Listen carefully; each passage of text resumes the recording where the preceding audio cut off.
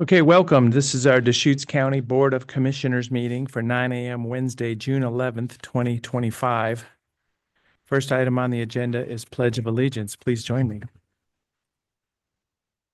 Pledge allegiance to the flag of the United States of America and to the republic which stands one nation under God, indivisible, with liberty and justice for all. So at this time is citizen input and our request to speak on a safe parking for Mountain View, and that is on our agenda.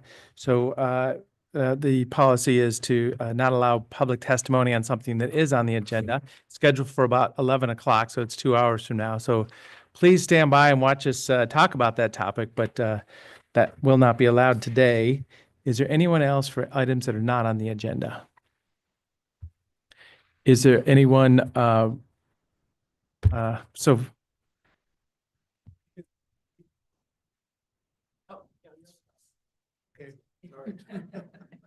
Okay.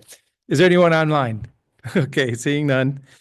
I would love to say that today is the first day of the Sisters Rodeo, and it actually is the bull riding and party bus who so infamously jumped the fence last year and was on international news, has been permanently retired because apparently he jumped another fence somewhere. But it does start today. It's the 85th rodeo for the Sisters, the best little show. So please, if you can support it, do so. And if otherwise, please remember, don't drive to Sisters this weekend because it's going to be a backup. You've got to go the back way. So party bus is the bull that won't be there this year. He won't be there. I know that. But I think JJ Harrison, the clown, will be there. Yeah, they're really excited. They've had a lot of really good television coverage over it, and it is the 85th, and the tickets actually sold out. They sell out so fast. But they did add Thursday night's performance. Yeah, I'll be there tomorrow night, Thursday night. Oh, Thank good. you. Okay, and my nieces are all competing. So before we leave the public comment section, I would like to just point out on these safe parking items, it is the chair's discretion to allow people to speak about something that is not on the agenda under our current rules. And B, if there's people who are interested in talking more broadly about homelessness in our region, not about the specific parking, safe parking proposal, that would be another way to make some comments at this point in time if people are interested.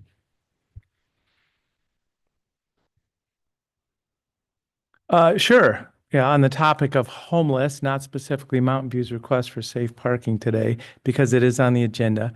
And the reason we do that is we've seen, and you've provided this effort where it's like, well, let's go dump on the commissioners right before they're going to speak about a topic. And we've seen that before. No. The basic principle of letting people provide public comment about the issues that the Board of Commissioners is going to deliberate on is a standard practice among local governments throughout our community and throughout the country and state. The idea that you would let people provide public comment only on things that are not on the agenda is a way of essentially suppressing public engagement in policy deliberations. By saying, you can't talk about this stuff that we're going to talk about today.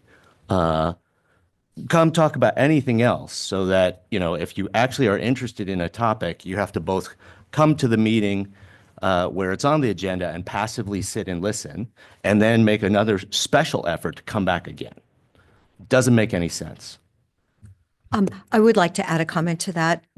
I've received maybe 15 emails at least about the safe parking, the program that we will be discussing today, though. So I personally have received a lot of emails, and I've responded to a few of them, and then I did get behind. But we've heard from a lot of the community. Yeah, and I have also. So, yeah, difference in policy vision on this is to say, if it's a public hearing, we're doing the people's business in a public hearing fashion. If it's not, yeah, so it's not a public hearing on the matter. So it looks like this last request is the same concept. So I want to acknowledge, there's support for this, and it's in the room. So I'm not discounting that. I'm just saying this isn't a public hearing on the matter. So with that, let's proceed with the consent agenda. So move. Second.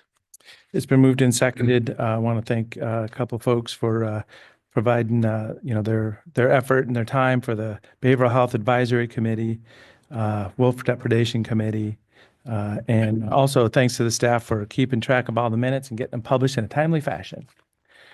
Yeah, I'd like to express specific thanks and gratitude to Donna Harris, who has served on the Wolf Livestock Depredation and Financial Assistance Compensation Committee during its first 2 years of operation, and has been a part of a whole group that has helped our community navigate a very difficult and contentious issue and try to de-escalate conflict, do right by livestock producers, and also accommodate the expansion of the range of wolves back into our region. With that, any other comments? Seeing none, Commissioner Adair, Yes. Commissioner Chang, Yes. and Chair will vote yes. At this time, action items. Bicycle Pedestrian Advisory Committee Annual Report and Safe Sidewalks Awards. Okay, switching modes here. Let's celebrate a little bit of this efforts here. Good morning, Commissioners. For the record, my name is Tanya Saltzman. I'm a senior planner in the Long Range Planning Division of the Community Development Department. I have the privilege of being the staff liaison to the Bicycle and Pedestrian Advisory Committee, which serves the Board of County Commissioners to advise on all things bicycle and pedestrian that impact the county and to some degree the cities within the county. It's 13 members. It's my favorite meeting of the year as staff. It's really fun, and I'm privileged. It's just always a pleasure. So I'd like to, without further ado, introduce our chair and our vice chair. Our chair is Jennifer Letts, who also happens to be the mayor of Sisters, her side gig, and David Green, who is our vice chair. And if I could just ask the members of BPAC who are here to raise their hands. We have a few of them, so thanks for coming. We have Bob Nash and Kim Curley. There might be some others watching online. So these are a really dedicated group of people who meet every month to discuss all things bike and pedestrian. And we have some awards to give out, so I will turn it over to Jennifer and David, and just let me know if you need me to help with anything. I'll just be over here. Yeah, you can hear Anna maybe. Good morning, Commissioners. Good to see you. It's fun being on this side. Yes. We're going to start out with our Safe Sidewalk Awards. And this is something that the Bicycle and Pedestrian Advisory Committee does every year. And we usually get a handful of great nominations, usually having to do with shoveling sidewalks for the most part, but other efforts as well. Neighbors taking care of neighbors is really what it's about and what our community is about. This year we got a massive list of nominations, and it was so big we thought we can't say one person's effort was better than the other, so we thought we just hand out an award to everybody. Everybody gets a trophy, and sometimes that's okay. It was just really heartwarming for all of us to see these and realize how many people in our county are just taking care of each other and taking care of our infrastructure.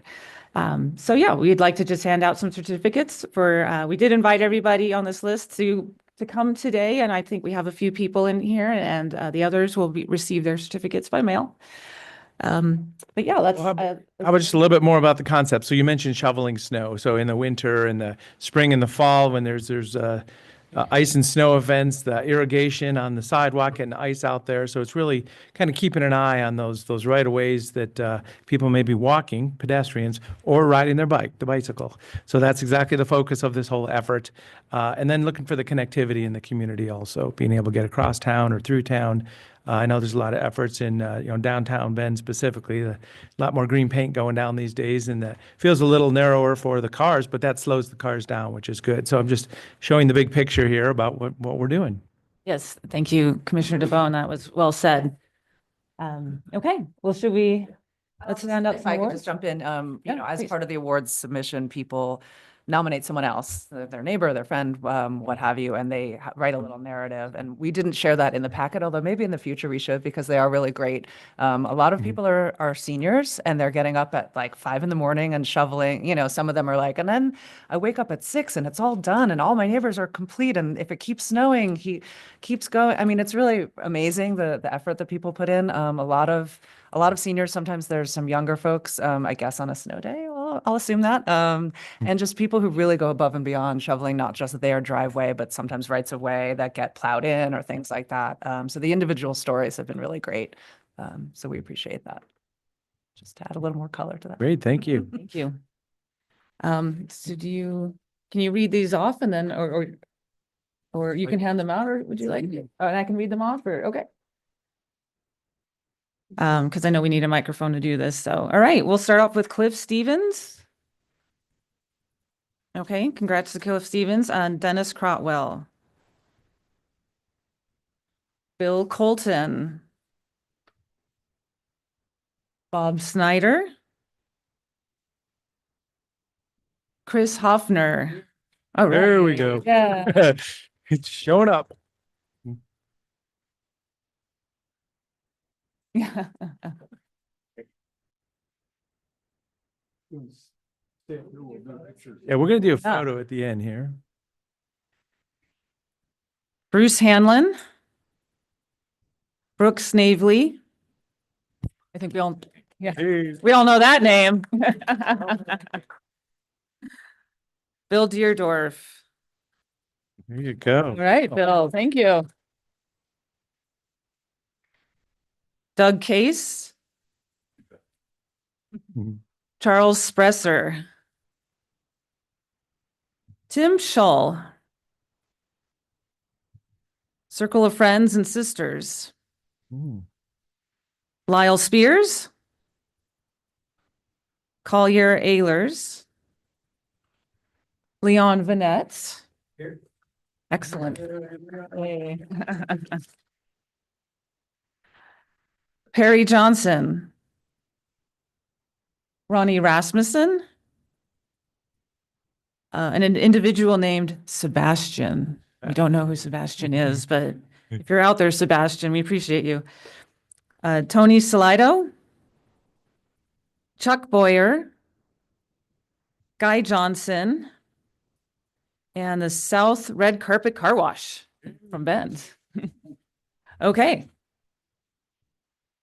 Well, I'm glad that the four of you could attend. We really appreciate it. And we really appreciate what you do for yourself and your neighbors and keeping our community safe. We all at the very core are pedestrians at some point of our days, and be able to move around our community safely is a huge, not only a right, but We'll get a nice photo up front and center too. yeah. But we appreciate your work and everybody else on this list. If you're out there listening, and thank you and keep up the good work and, inspire more people. I think the fact that our list got so long this year was people inspiring other people to do great work. And also I love all the snitches out there that, told on you guys. Appreciate them too. So thank you very much. You have a comment?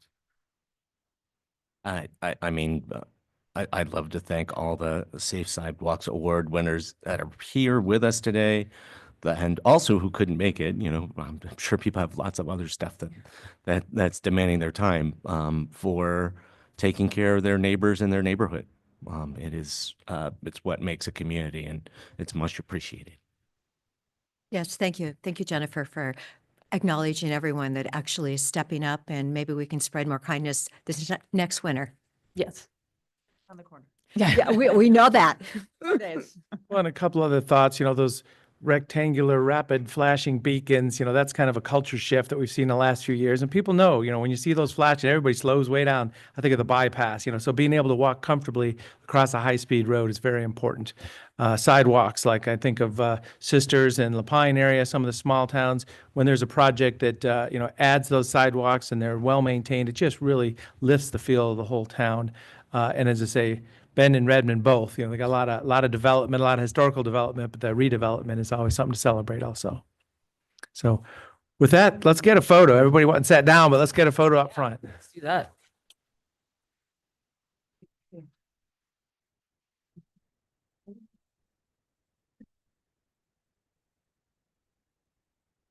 Yeah.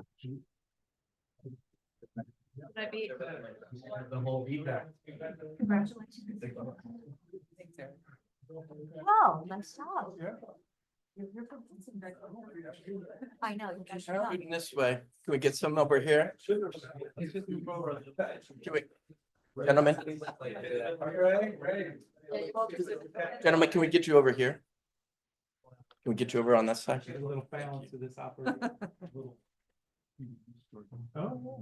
All right, ready. 3, 2. Got it. Thank you. Because it is really good. Yeah, I know. It's neighbors. Thank you.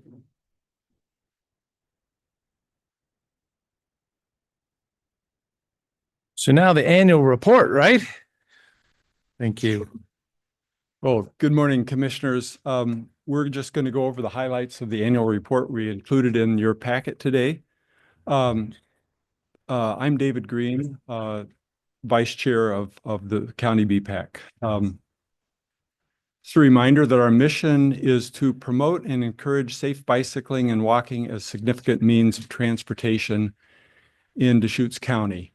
We recognize that recreation is a really important walking and biking pursuit too, but we're really interested in making sure that bikes and walking is recognized as a form of transportation as well. We were created to advise the county and all 4 cities in the county as well. We have 13 volunteer members that are appointed by you, and we have both regional parts of the county represented and at-large members. You heard the Safe Sidewalk Awards just now. It's really encouraging to see so many people recognized. And it's also important to recognize that even though we had 22 people nominated, we had over 30 individual nominations of those people. So they're being recognized by multiple people. One of the big events we do each year is a Central Oregon Bicycle and Pedestrian Summit that includes Deschutes County as well as Jefferson and Crook County.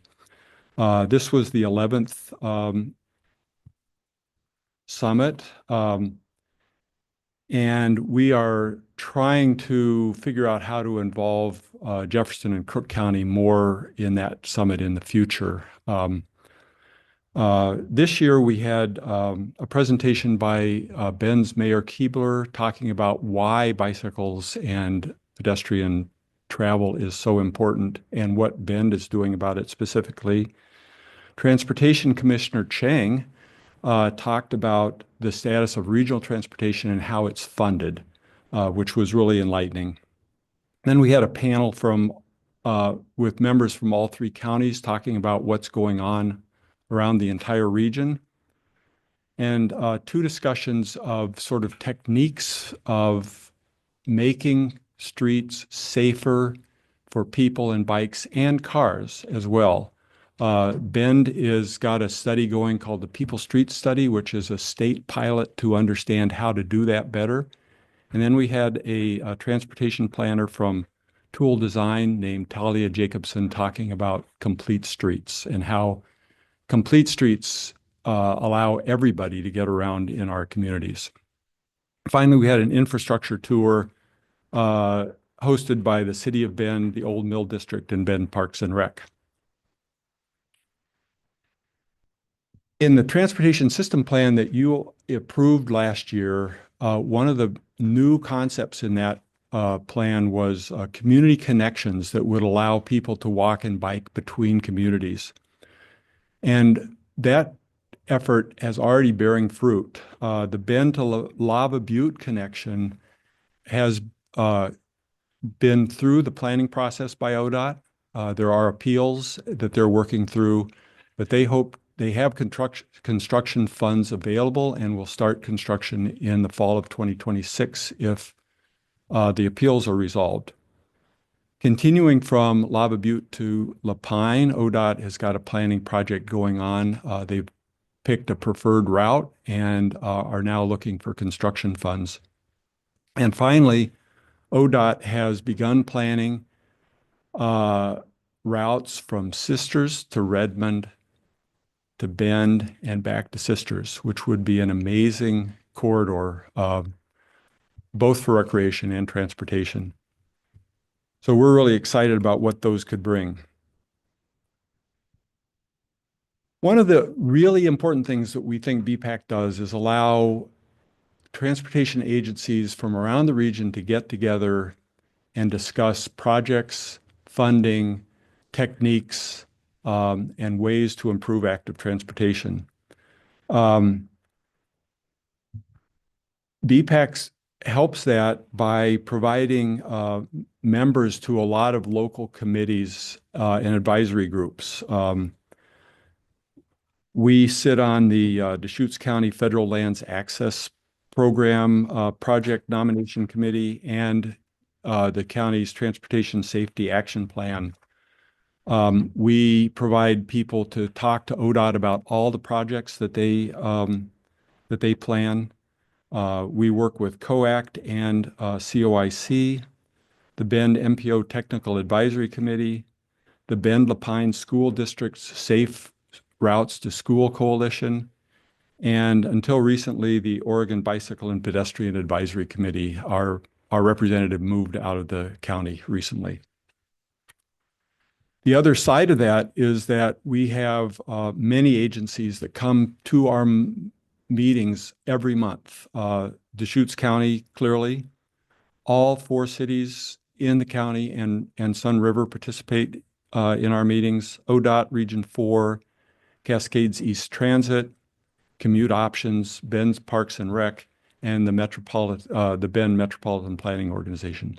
So it's a really complete look at transportation around the committee, around the area, and I think it's a really important communication tool for those agencies. We also, I just realized we admitted a sheriff's office is also participating now as well. So one of the issues that is front and center is our e-bikes.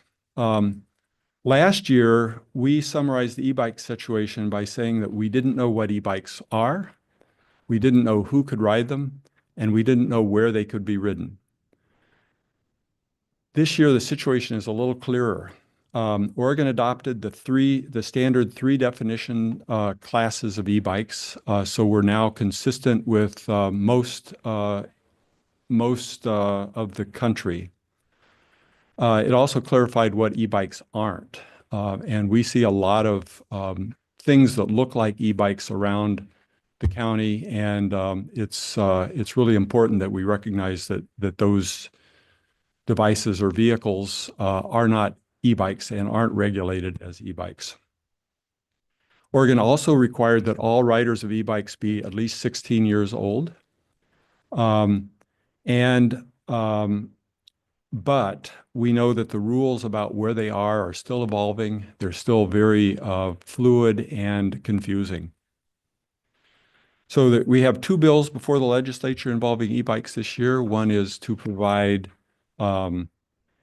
rebates for the purchase of e-bikes for income qualified people. And the other, sponsored by our own Representative Levy, would finally provide a definition of what we're calling powered micromobility devices. All of those strange things that you see around town that are scooters or unicycles or other things that move people around quickly with an electric assist. That bill would also allow kids that are 14 or 15 to ride only Class 1 e-bikes. Those are the bikes that can only go 20 miles an hour and require pedal assist. They do not have throttles. It also would require kids under 16 to wear helmets on bikes, e-bikes, and other devices, and provides for education for e-bike and micromobility users. So in summary, BPAC is a really important way for our transportation agencies to talk together and coordinate funding and projects and techniques. And we feel like it's a real value to the county and the area. So thank you. Great, thanks for your efforts. It's always interesting seeing the different types of transportation devices, like, because they're very different, that show up out there. It's like, oh, look at that guy, look at this person, you know, and it's good to see helmets on folks that are riding the bicycles that do have some power to them also. And then it jumps into the electric motorcycle world too. So there's a line there. Getting very fuzzy. Yeah. So who doesn't have to wear a helmet then? That's what I'm doing. If you're 16, you don't have to wear a helmet on an e-bike? That's true. Yeah. That is true. Gosh, because I heard from a lot of people in the community that e-bikes on maybe younger people were like crossing lanes and doing all kinds of inappropriate moves in traffic. And I'm wondering, I really think helmets can be life-saving. Helmets can definitely be life-saving. And I mean, I think that one of the things that we have to remember is that e-bikes are pretty new in our scene. And so when you see them, you recognize them, and particularly when they're doing the kinds of behaviors that you're talking about, people really notice. Yes. But if you take a step back and look at the way all of us drive daily, you'll see that the people on e-bikes are not doing anything that everybody else moving around our town isn't doing. So I think it's really important to recognize that even though this is a new phenomenon, that it isn't making things worse than it always has been. And that until we build infrastructure that makes it really clear how people should drive and how people should ride bikes, we're going to continue to see these behaviors. Yeah, and I'll say that we have a member on our committee that works for Sunriver. And, and at least in the last few years, because there's such a bike ped integrated community, there was a lot of concern around electric bikes and other scooters and things like that. And they do have some rules that they can put in place on their paths, which they can. But they said that, between, him and the law enforcement, there hasn't been any increase in crashes or anything like that, which was kind of the assumption that was going to happen. And they're saying they're not seeing that, at least in the last few years. So that was kind of just an interesting feedback, something, the value of the committee of having, people with these different perspectives and experiences. I just want to thank the BPAC for constantly being a hub for these discussions that help advance walking and biking and making them safe and integrating them into our community as modes of transportation. Thank you. Thank you. Yeah, I think that's something we hear. He said that, but we hear that from a lot of the partners that kind of come to our meetings. Is like for them, that's kind of a place that they get to learn about other agencies and other entities on those specific topics, that they don't really have a place or an outlet to do that. So the committee really has all these different functions, not only to kind of represent and supports people in Deschutes County, but also, helping these agencies work better together. Couple thoughts. Sometimes the bicycle lane has got dirt and gravel in it. So I've already seen bicyclists in the travel lane where a car is because the bicycle lane has gravel in it. So, as there's more gravel, bicycle lanes, maybe, some extra little effort to keep them clear, which is just a community discussion. Each jurisdiction would be able to do something about that. Also, the bus system has expanded hours right now, so you can put a bicycle on a bus, get somewhere, and maybe do a trip back. So there's opportunities all around that. I know the underpass in Tumalo was completed, but ODOT project a little while ago, which is a real great connection instead of having to go across that highway. And then the transportation bill, there's interesting items being discussed in Salem right now about how the money might flow for the projects that are even being dreamed about.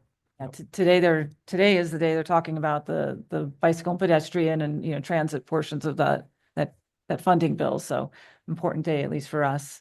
And I will put in a plug, since you brought up the Tumalo underpass, is that we've been talking to some people in the community, and because it's such a unique project that people are excited about, we realize it might be a great opportunity to have a ribbon cutting with the partnership with Deschutes County and ODOT.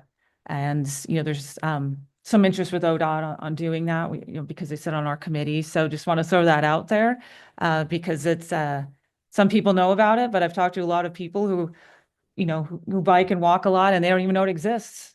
And they're like, really? Where is it?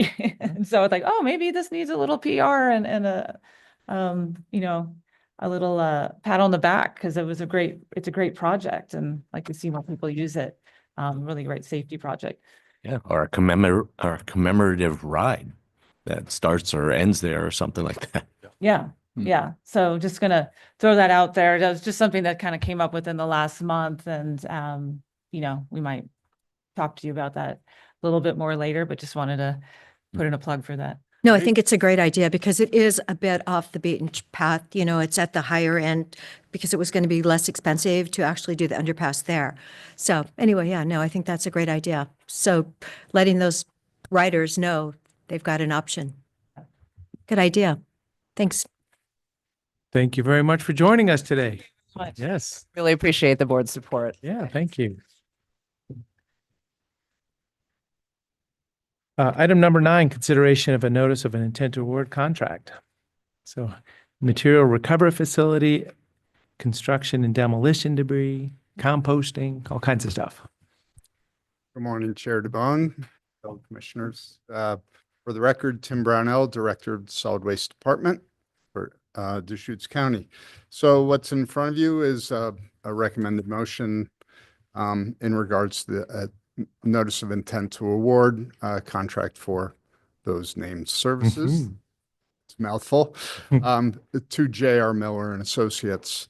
This is a RFP that we put out in the end of March of this year.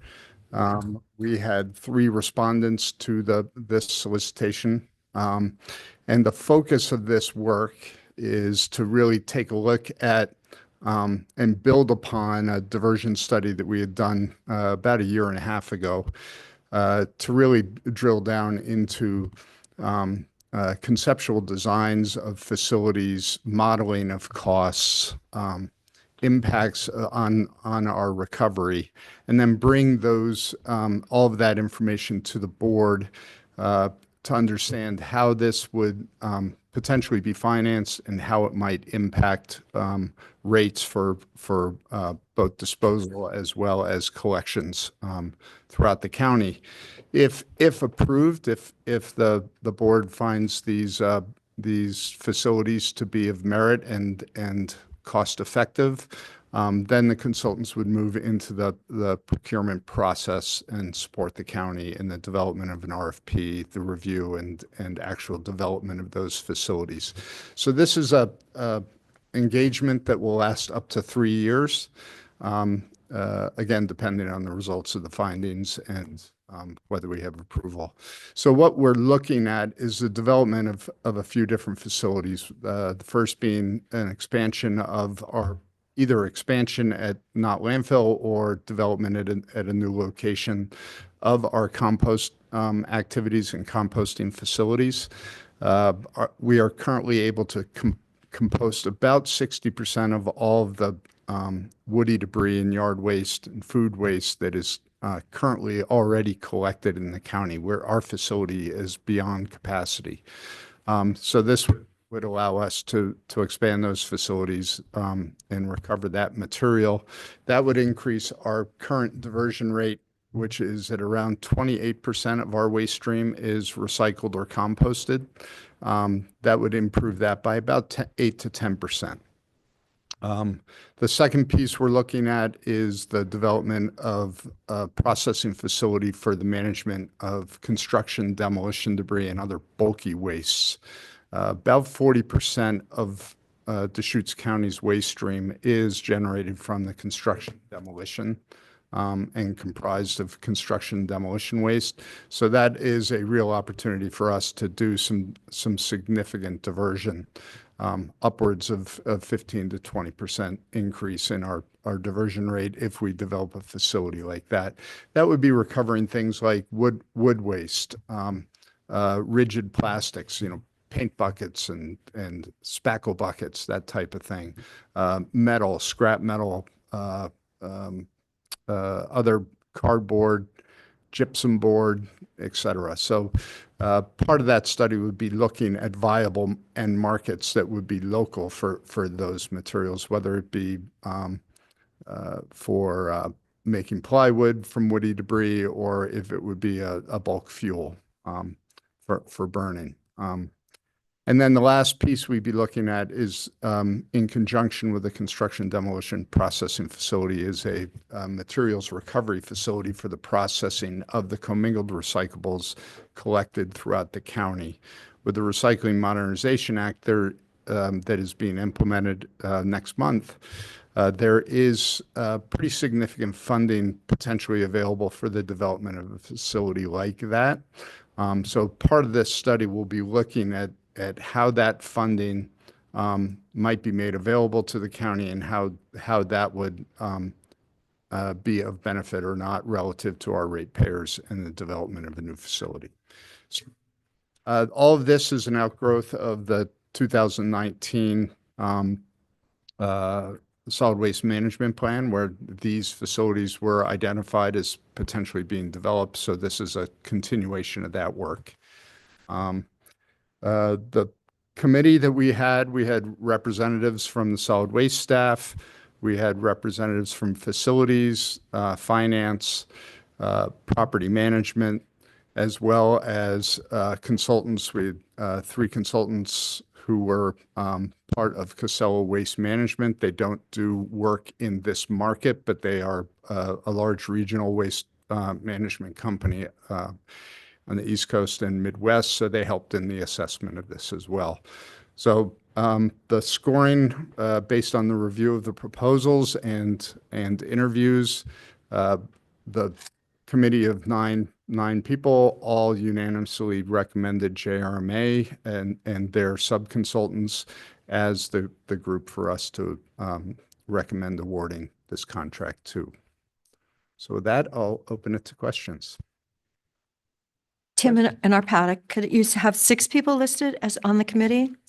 Yeah, there were myself and Jeff Merwin. So under the categories, there are a couple names. Okay, you added Jeff, okay. Yeah. And under Greener U, the consulting group. Oh, Aaron also? Okay, all right, thank you. You're welcome. And Megan? So it was great meeting with you yesterday. Thank you. I've been a recycler my whole life. Thank you to my grandmother's direction. Anyone who grew up during the Depression knows how important it is to recycle and reuse. And I love what you said, that you can use a spatula to get the peanut butter jar cleaned out, and that's really okay. And then you can recycle it. But I think Tim Shimke, your predecessor, or before, and then Chad was in the middle, said that the lids really aren't on the same level as being recycled because they're stronger or something. Is that still true? Or can we recycle the lids too? You can recycle the lids too, just keep them attached to the container. Keep them attached. Oh, okay. Okay, great. Now, and I really appreciate your, the composting in here, because I remember meeting with you maybe 6 months ago or something, and you were talking to me about the potential of composting and how significant it could be for our soil. I'm super excited to see this project move forward.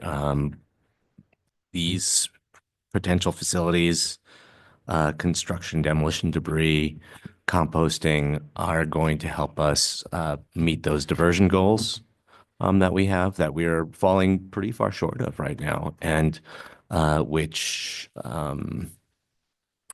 tie directly to the capacity in our landfill. If we can slow down the rate of landfill filling, then we can stretch our current facility a couple more years, which is maybe what it's going to take for us to land a new site. So all of these are really exciting efforts. I particularly want to emphasize one of the co-benefits of getting this composting facility up and running and really expanding opportunities for people to dispose of yard debris in ways besides burning piles in their backyard.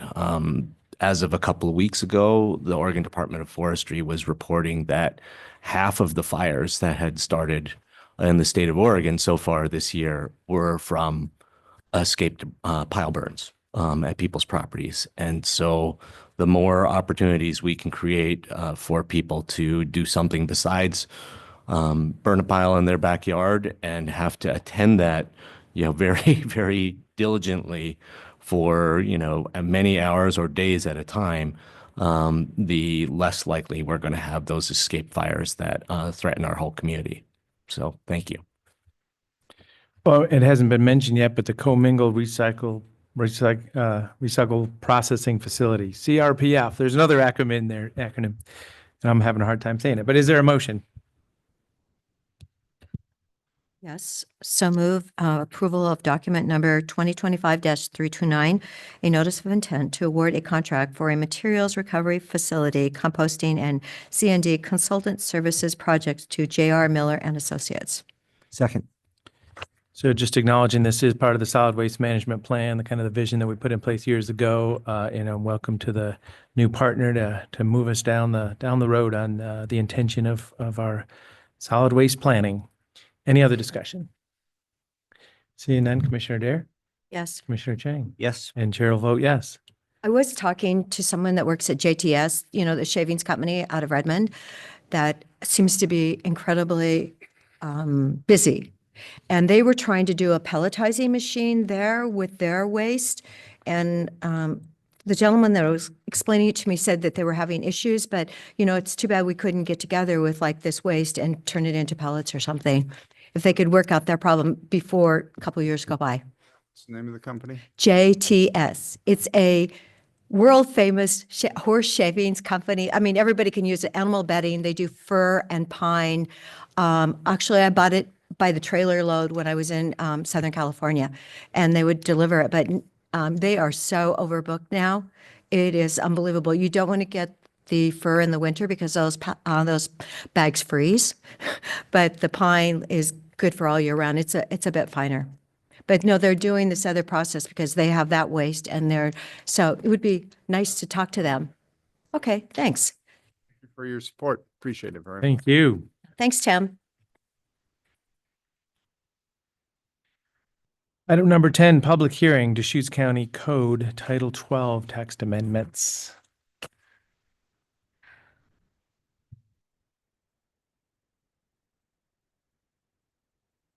So this is a public hearing on the matter of the county code for Title 12. Good morning, everyone. For the record, Cody Smith, County Engineer, and give me just a second here to get my presentation queued up.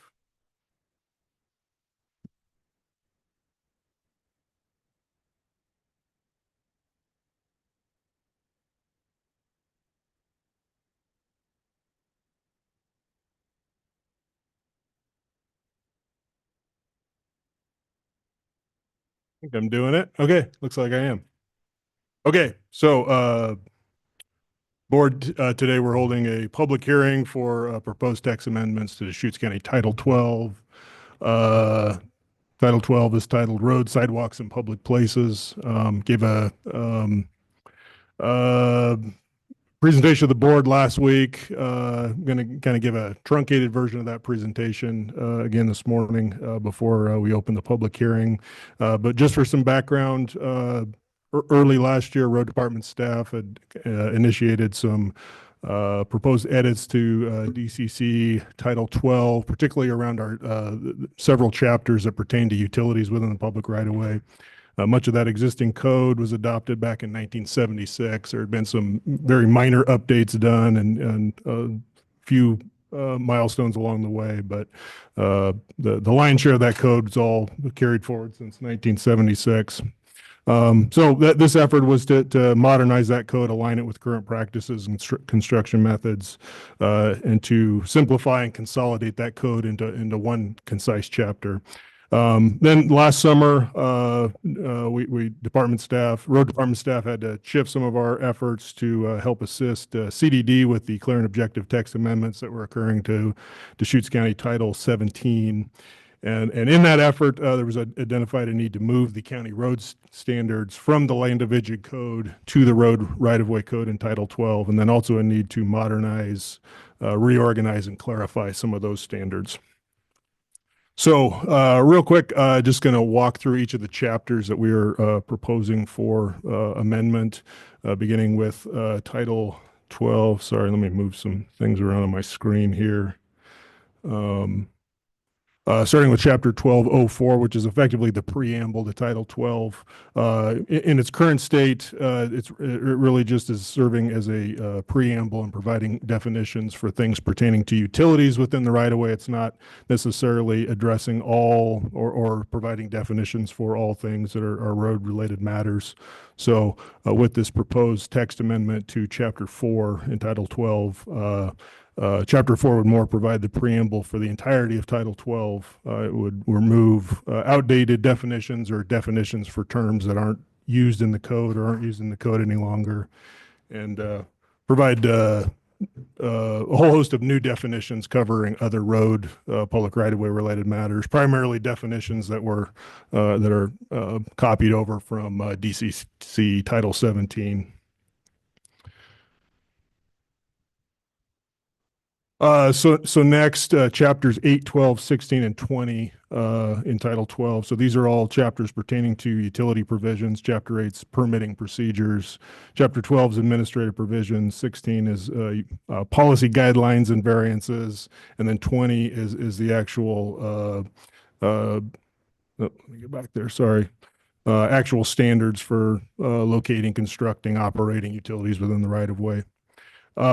So under the proposed text amendments, what we're proposing is kind of combining all of those chapters into a single chapter into Chapter 8, removing outdated standards and methods that are currently given in that in those various chapters. I brought up some examples last week with references to the use of transite pipe, which is, in other words, asbestos pipe, something nobody's using anymore. References to direct buried cables of electrical lines, some other just outdated methods for utility installations, and then alignment with current permitting procedures or otherwise current state law. So, and real quick, so with that, combining all that stuff into Chapter 8, that would be effectively repealing the remaining chapters pertaining to utilities, as all the important stuff from those are now just lumped into one chapter. So moving on to DCC 1225. Question. Yes. I was just kind of processing the concept when you say direct burial cable. Can you give me a little bit of clarity on that? So I think of phone lines and the little stands that are on the side of some of the right-of-ways, and I know that's direct burial multi-line copper that not even used anymore.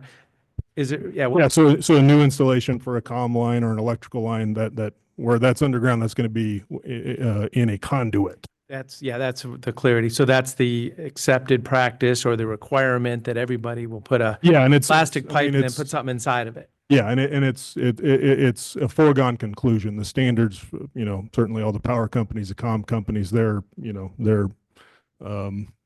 doing that anyways. They want those facilities protected in that conduit. Yep. As I say, I've seen the copper line kind of bubbling up at the edge of the road sometimes too. Yeah, The old copper lines. Yeah. There's definitely older installations that are still out there. Thank you.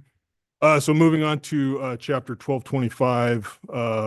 So 1225 as proposed is our road design and construction standards. Most of this is currently housed in DCC Chapter 1748. But this is effectively our county road standards that we're obligated to develop and implement under ORS 36836. And in absence of doing that, yet we actually law obligates us just to defer to state highway standards for our road system, which would certainly be excessive in most cases. But so generally, it's our requirements regarding what road improvement plans, engineering reports look like for public roads and highways under our jurisdiction, roadway geometric, structural drainage design standards, traffic control standards, construction right-of-way specifications, things like that. So again, identifying that those are all currently housed within the subdivision code, not actually within the road code, was one of the issues we identified here in this through the clear and objective standards effort that CDD was doing, but among various reasons, enumerating that our road standards are a little more standalone. These are applicable to all work that happens within public rights of ways, including primarily work that's performed by the road department or our contractors, not just road improvements that would be associated with the land division, which are, I'd say, relatively minimal. So kind of highlighting some other issues currently in 1748 that we identified and wanted to update or clarify. A big one was Table A, the minimum roadway design standards. Last week's meeting gave the board several examples of that, of some issues with that big, difficult to decipher table. So it includes standards to things that we, the county, don't have authority over, namely the state highway system. Lots of variable dimensions is very difficult in its current state to read and decipher what dimension applies when or in what case. And a whole host of footnotes that you have to read through to reference back to help you understand that table. So some other issues we identified is related to bridges and structures within our right of way. Under our current code, we only have one sentence regarding highway structures, and it just talks about a design life. There's a lot of standards that we're lacking there that we implement on a regular basis because we have to. Yeah, currently very little reference to that in our road standards in our code. And really another one, no substantive requirements regarding ADA or accessibility requirements in our code pertaining to road and right-of-way matters. Some other issues, some of our key driveway access permitting requirements were embedded in 1748 when we actually have a whole existing separate chapter for driveway and access to public roads in DCC 1225. So it's just these two key provisions pertaining to the part of the permitting procedure regarding site distance requirements and spacing requirements was housed in basically an incorrect portion of our code. And then another one is there was actually some of our utility construction standards were embedded in 1748 too, where again, we already have another chapter in our code that deals specifically with utilities, or at this point, several chapters in our code that deal with utilities. So identifying a need to move those to their proper place as well. So under the proposed 1225, again, we're moving our county road standards to our county road right-of-way code title, reorganizing and modernizing those. Sorry, moving something else on my screen here. Big lift was taking all those requirements, all that information that were in the tables at the end of 1748 and clarifying them and incorporating them directly into the text of the code itself, just so it's easy to decipher, easier to break out information that's specific to a given road or a given road functional classification. Other miscellaneous updates to align with current standards, practices, state laws, clearer requirements regarding pedestrian facilities, bridges and structures, drainage facilities, things I've already mentioned. And lastly, moving on to chapter 1228, which is driveways and access to public roads. That current chapter in our code, as I already mentioned, there were some key provisions regarding spacing and site distance requirements that were housed in 1748. Some unclear width requirements, particularly around minimum widths for driveways in certain cases, and then excessive narrative regarding construction details that are much easier and better to depict in standard drawings. So with the proposed changes to 1228, all the access requirements are contained within the appropriate chapter, the driveways and access chapter, with those spacing, site distance, other safety provisions that were located elsewhere incorporated. Clarified width requirements for the different types of driveway access permits we issue. Otherwise alignment with current driveway access permitting procedures and deletion of some of the excessive unused provisions that existed in that chapter. So with that, I'm going to turn it back over to the board to open the public hearing. Some instructions here for testimony today. If we have anyone here in the audience that's wanting to testify, they can complete one of the blue sign-up sheets over here and submit those up front. For remote verbal testimony, you can use the raise hand feature in Zoom or enter *9 if you're dialed in from a touch-tone phone. So With that, *9 is a raised hand feature, and I think *6 may be mute or unmute. I don't know. Anybody can confirm that. But do you know that offhand, Eric? Okay. So *9 is a raised hand feature. So at this time, it is a public hearing on the matter, Deschutes County Code Title 12 text amendments as presented. Is there anyone in the room to speak on this matter? Is there anyone remote? So raised hand feature. Wonderful. Thank you for joining us. Yep. Ken, go ahead. Yes. Okay. Sorry about that. He was on it. He had you up there already, so I was already saying hi. Good morning, Commissioners. Ken Katzroff. I'm an attorney at Schwab, Williamson and Wyatt. I submitted a comment letter today, and I don't really have much to expand on it. I'll be pretty quick, and I want to be clear. I'm completely supportive of the changes that are just moving things from Title 17 into Title 12. That seems to be pretty much housekeeping in line with the clear and objective standards, which I believe the county is trying to adopt on or before July 1st to make effective. Where I may have a little bit of heartburn and I'm just trying to wrap my arms around it is all of the other changes to Title 12 that aren't related to that. We just heard a lot from Mr. Smith that there's some significant changes in there. For example, access requirements, distances between driveways, those sorts of things.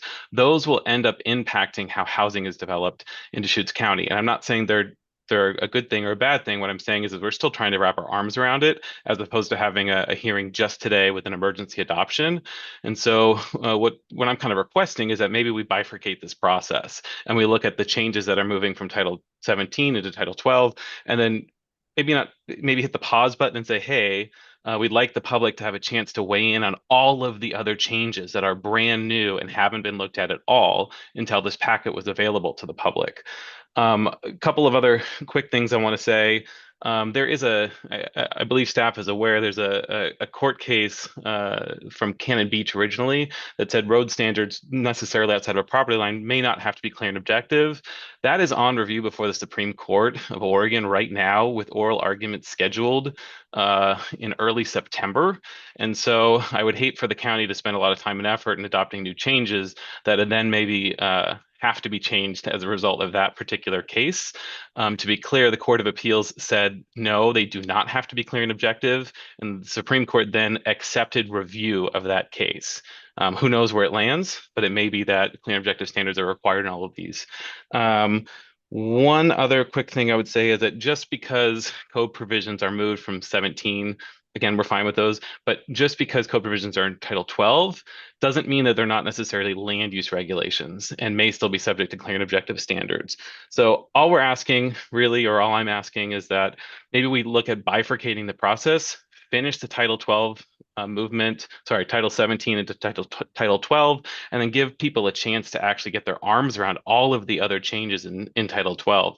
There are changes to one provision 1208-090, which relate to liability. And I understand staff believes that that is only going to impact utility providers, but let's be clear here. There's a lot of properties in Deschutes County that are going to require extension of utilities, whether they're power or otherwise, in order to develop those properties for rural housing or other uses. So it is going to impact all development. And I think that not just utilities themselves. So with that, appreciate your time and happy to answer any questions. Oh, the last item you mentioned, what's the code provision number? 1208. I know. Yes, thank you. She's on it. Well, Thank you very much for your testimony on it. Any other questions for? Thank you so much for joining us. Is there anyone else? Okay, so seeing none. So yeah, a thought process, we did have a work session on this. The intention is not to do policy is what I'm supporting. So maybe Cody can engage a little bit on this. Community development, transportation planner, consultants have thought about the big picture here because we have the clear and objective going on at the same time. This is, and I think it was mentioned, this is truly just standard practice as is intention, so that the intention is not to do big policy, any policy real changes at this point, just documenting what's standard practice and where we're going with this. That's correct. And the other thought I have is, being able to take this project on is, it's good. I have confidence that professionalism by yourself and our staff, because it's big, right? And we're taking big chunks and moving around in our county code. So I'm just acknowledging that. Any other response to that section? I could, maybe provide a response to a couple things that were just brought up by Mr. Katzeroff. He made an allusion to a new proposed provision for 1208. I don't remember the exact title, but I'm very familiar with what that provision is regarding, and what that's regarding is effectively any type of environmental, cultural resource permitting that may be required on a utility project within our right of way. We basically took some language right out of the Oregon administrative rules pertaining to the state highway system and just mirrored them in our code. And what the intent effect of that is that a permit from us to conduct activities in our right of way does not constitute a permit to dig within wetlands, to dig within a culturally sensitive area, do a whole host of other things that would require you to get a permit from another state or federal agency. So that appeared to be the only particular provision that they pulled out there. Pretty straightforward answer in response to that one. But Can you help me with the flow of events? So if somebody says, hey, I want to go from point A to point B with the power line in the ground or above the ground, and then somebody says, hey, wait, you need to go study that first. Who's the authority that would be asked to give an approval? Generally something that's occurring within our right of way that's already a disturbed area, in most cases, that's a pretty safe spot. The one thing that we might flag is because we do have the ability to look at state and federal delineated wetlands in the dial in our road researches in the event that, where they're proposing this, there are delineated wetlands. That might key us to let an applicant know, hey, you're going to need to address this matter. It's not a matter they're really addressing with the road department. There could be a land use process for wetland impacts through community development department.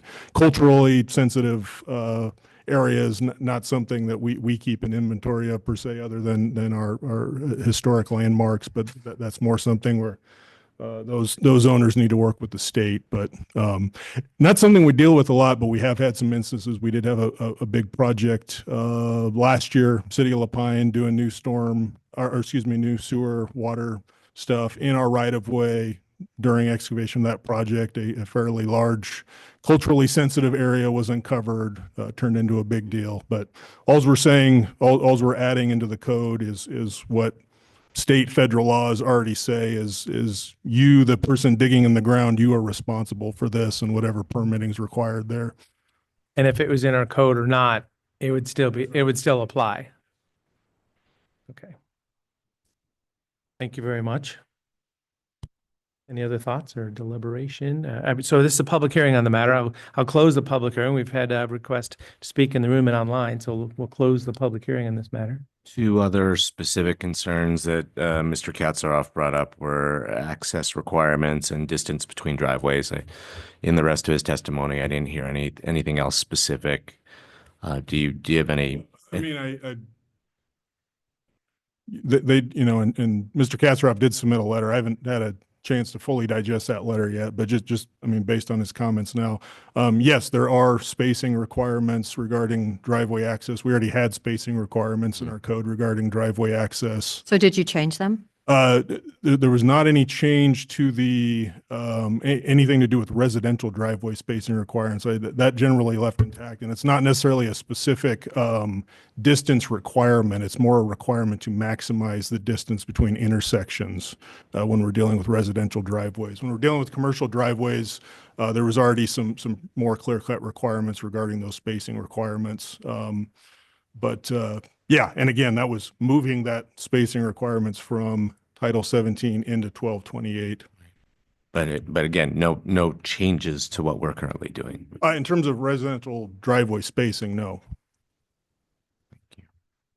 No, and yeah, no change in terms of how we're already implementing this when we're permitting, especially new accesses. Most of the time when we're permitting driveway access, we're permitting existing driveway accesses that we're kind of doing a safety review on, but anyways, yeah. Thank you. So, and then it was also mentioned, road standards it's been appealed that doesn't require clear and objective. But as I say, I don't know that we're doing anything substantive along those lines. This is really moving chapters, sections around with the intent of following the existing and historical procedures and response. That is correct. So as I say, at this time, proceeding to deliberations, there's a piece of paper that I haven't read now. I mean, and you said you haven't either. Do we want to take time and take a look at that testimony or proceed? It's kind of the deliberation opportunity. The proposal is to get to a first and second reading and adopt by emergency with an effective date of 2 weeks from now. So do we have time then to read that letter? And Well, yeah, I think we have some come time to back take next a look. Wednesday?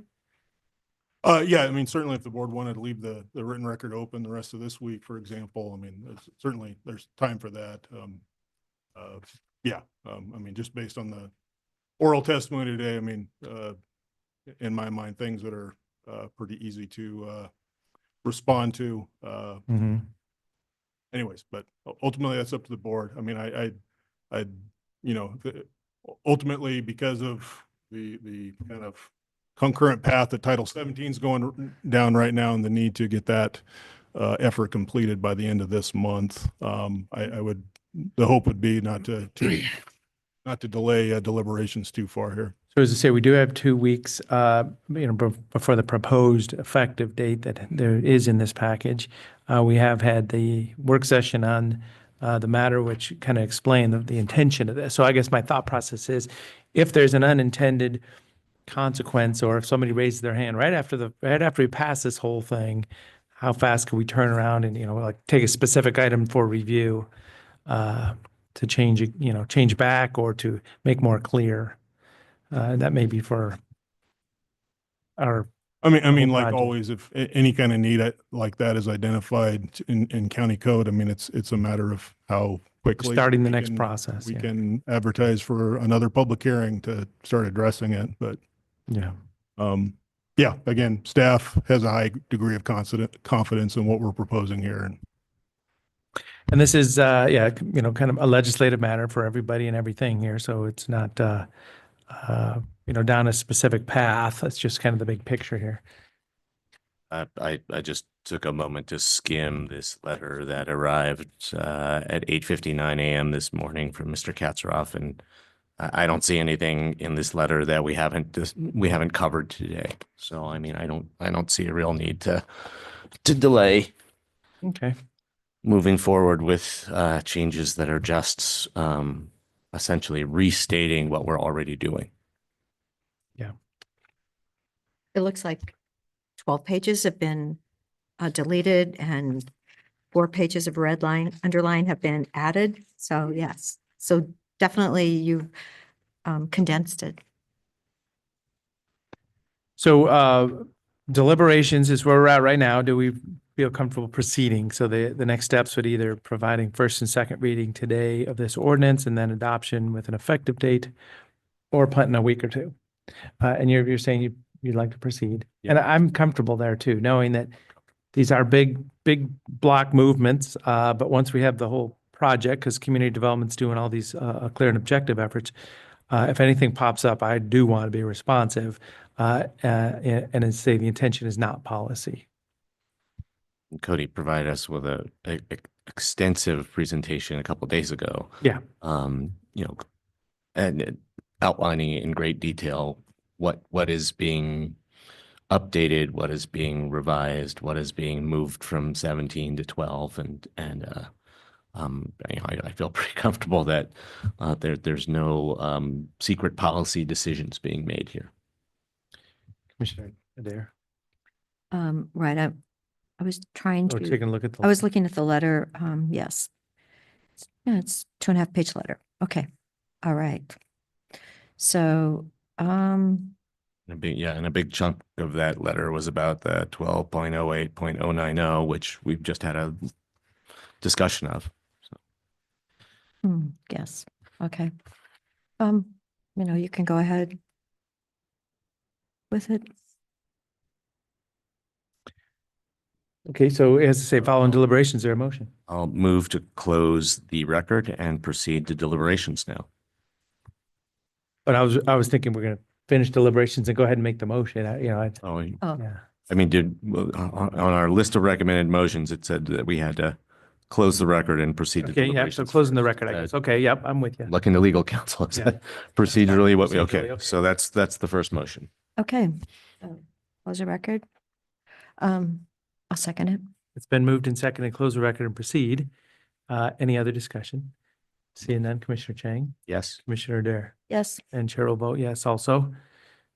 So as I say, I guess we were kind of stepping through deliberations there, so the record has been closed at this time. Is there anything else to discuss? Or is there a motion? I'll move first and second reading by title only of ordinance number 2025-012. I'll second. So the motion has been made. Any other discussion? Seeing none, Commissioner Chang Yes. and Commissioner Adair. Yes. And Chair will vote yes. So at this time, first and second reading, ordinance number 2025-012, an ordinance amending Title 12, Roads, Sidewalks, and Public Places. Second reading, ordinance number 2025-012, an ordinance amending Title 12, Roads, Sidewalks, and Public Places. Is there a motion for adoption? I'll Roll move today, yep. emergency Waiting adoption. for the unintended consequences. Well, Yes. You have a chance to review that letter? No, because it's on my phone and I briefly read it. Yes. I just think, it's really too bad that we got the letter at 9:59 or 8:59. That's unfortunate. No, So I was to the office at like 7:30. So anyway, okay, but you can make the motion. yeah, I mean, I do think that Mr. Katzroff had a chance to present the contents of the letter in oral testimony. So I'll move emergency adoption effective June 25th, 2025 of ordinance number 2025-012. No second. okay, it's been motioned and seconded. Any other discussion? Seeing none, Commissioner Chang, Yes. Commissioner Adair, and Chair will vote yes. Okay, well, we got through the process. Thank you very much for your efforts. Thank you. Thank you. So at this time, we are going to have multiple public hearings, and this is going to be the fee schedule of Deschutes County proper and multiple governing body districts. So once we get started here, it'll just kind of click along, but yeah, please. Yes, I did. Yep. Yes. Yeah. I got a big one and small one. So this is item number 11, public hearing on the Deschutes County fee schedule and consideration of resolution adopting the fee schedule. So Laura, just one question. So what what was in our packet is now outdated? Correct. Okay. Yes, yes. That aside. And I'll go over what changed Thank you. today. Good morning, Commissioners. For the record, Laura Skundrick, Management Analyst. So at the May 7th board meeting, we presented the proposed fiscal year 26 fee schedule with staff memos, and we're joined by department staff to answer any questions you had on the proposed changes. So today we're here to hold the FY26 fee schedule public hearing and to have the board consider its adoption. A few items to note. As mentioned, there was a change to the fee schedule from the materials provided. The assessor's office did have a proposed change to fee number 12. This was not included in today's meeting materials in error. The change was to the language under the unit column, and it adds the words per account for that fee. So a very small language change that is now reflected in your packet. Well, when I see that, I would think that that's standard practice already. It's just filling in that column. Exactly. Yep. There have been some additional changes proposed since that May 7th meeting, which are included in your materials today, but I will go over those. And those are as follows. The Bend Parks and Rec adopted new SDC fees on June 3rd at their public hearing, and these are reflected in the attached proposed FY26 fee schedule within CDD fees 20 through 29, and those do have corresponding notes highlighted in yellow. So you'll see those. The next change is the State of Oregon Building Codes Division, which annually audits building safety and electrical fees, provided feedback on our fee schedule, and those edits were made throughout the CDD Building Safety and Electrical Fees section, and those also have corresponding notes highlighted in yellow. Moving to the sections at the very end of the fee schedule, you'll see the language related to room tax and TRT are being updated instead to lodging tax and TLT in order to align with language used by the State of Oregon Transient Lodging Taxes, Oregon Revised Statutes, and the Model Transient Lodging Tax Ordinance. Excuse me, forgive my dry throat this morning. Lastly, at your May 28th board meeting, you approved to include certificate of authority fees in the fee schedule for today's hearing, and the memo about those fees was attached. These are reflected as new fees TLT 6 and 7. And if approved, both fees will be effective September 1st, 2025 in alignment with ordinance number 2025-006. So with those changes, I will stop, and when the board is ready, we can open the public hearing. So yeah, thank you very much for attaching that memo about the transient lodging tax policy and discussion there.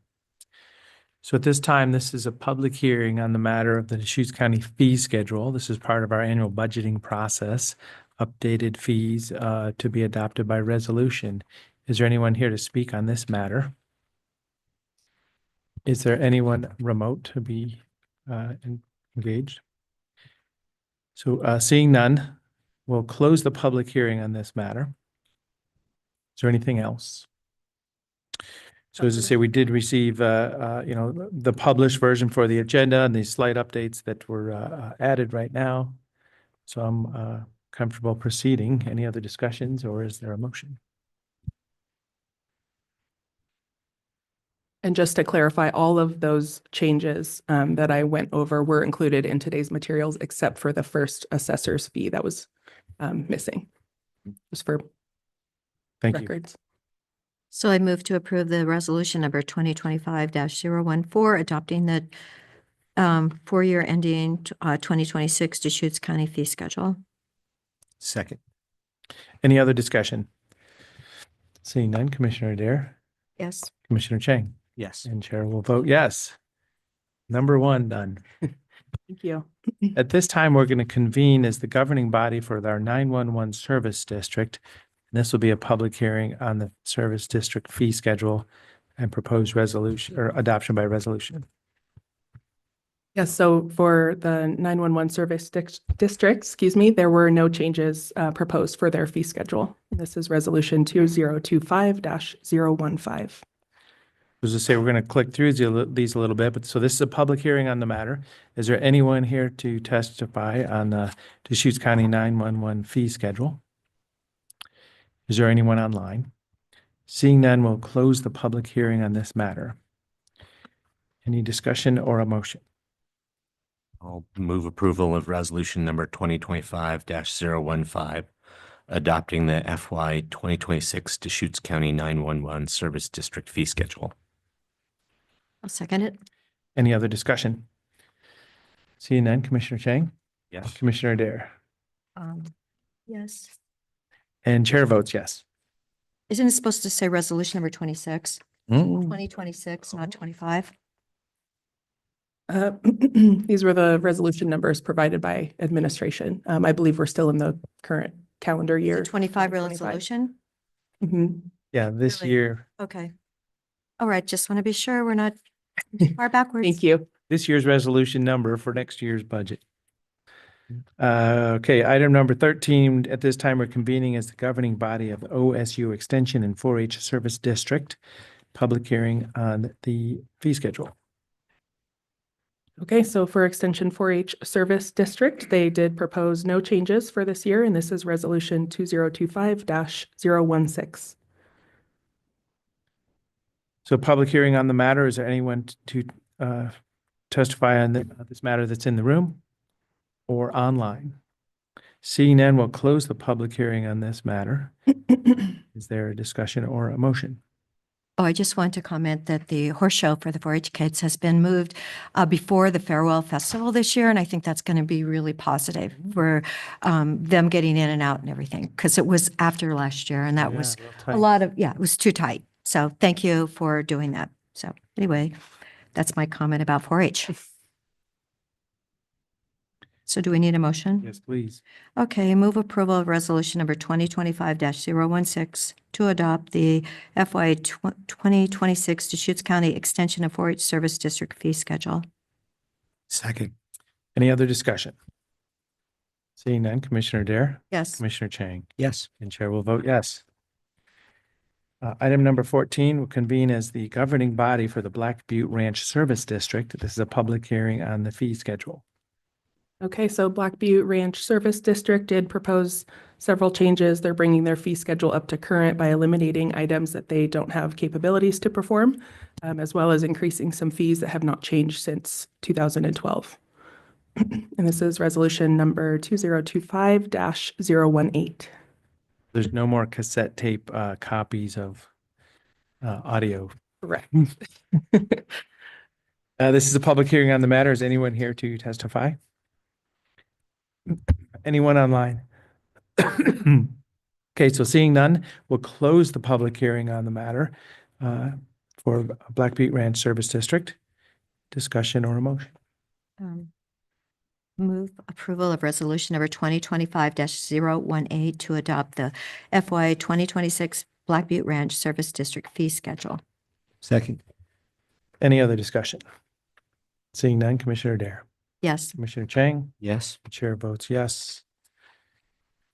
At this time, we will convene as the governing body for Sun River Service District. This will be a public hearing on the FY 26 fee schedule. So for Sun River Service District, we did add some new fees and they're changing some others to reflect the actual cost of service.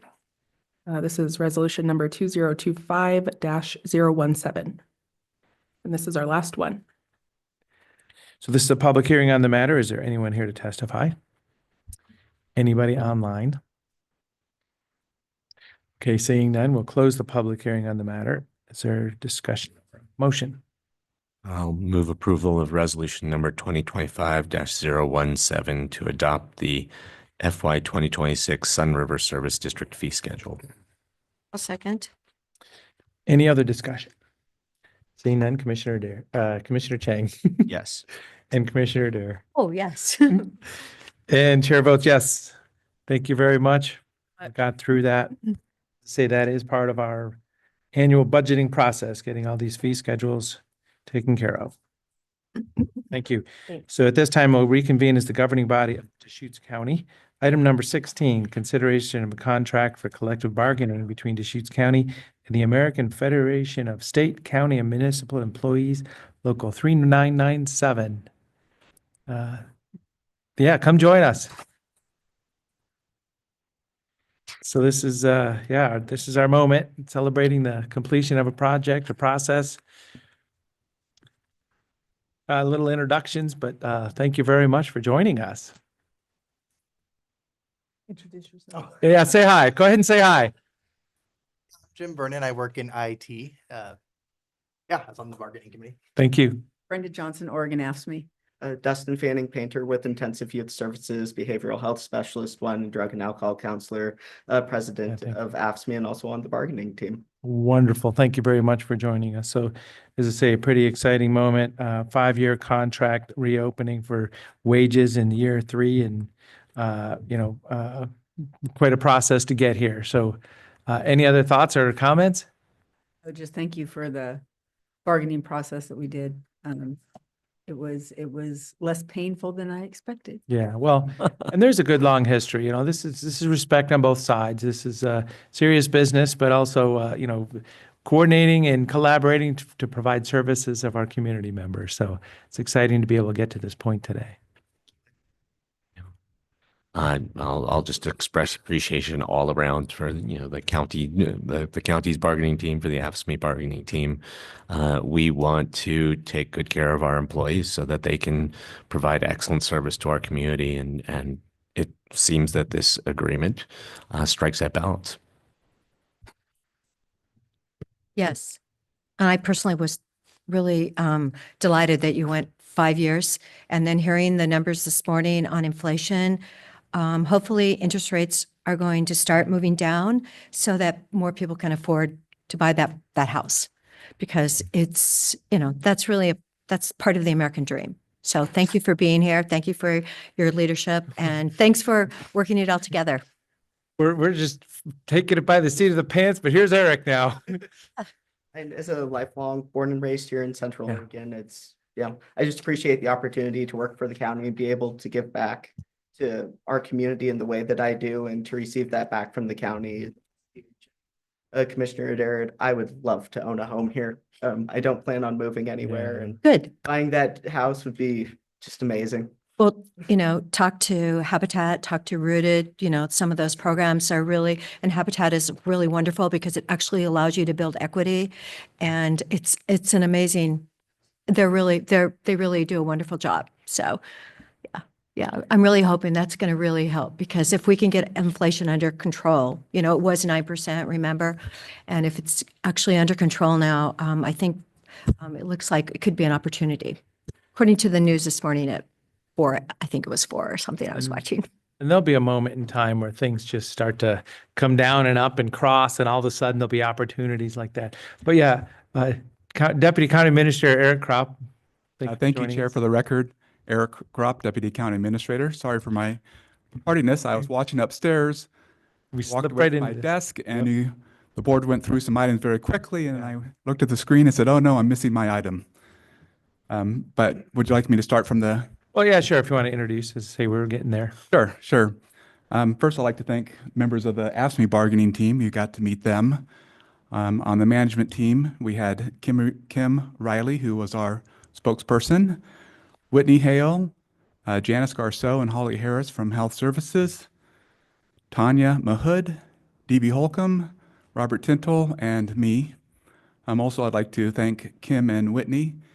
Kim was our spokesperson, so that plays a bigger role on our bargaining team, and she did a great job, as did Dustin and Brenda and Jim. And also just like to thank Whitney, who was also representing HR on the bargaining team as well.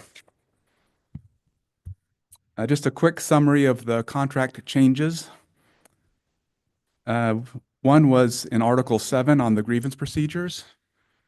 We modified at the request of AFSCME to allow more days to submit the first step of a grievance. What we heard from Brenda was that the current contract allows 14 or 15 days, and sometimes the union is up against that deadline, and as a result, they need to file a grievance to preserve their right by extending that timeline to 21 days, there's more time to potentially resolve an issue before a grievance is filed. So we agreed to that.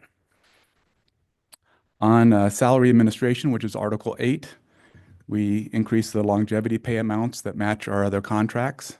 So each fiscal year, we add $2.50 per month for every 5 years of service. We also increased the bilingual pay and added a tier. So we now have 3 tiers for bilingual pay. On Article 9, which is on-call and callback time, we added clarity that exempt employees get standby pay if they are assigned to a standby program. We had lots and lots of discussions about this item. In fact, it was the very last item that was resolved. Article 17, which is holidays, we added in the Juneteenth paid holiday into the contract. The county has been providing Juneteenth as a holiday for a couple of years now.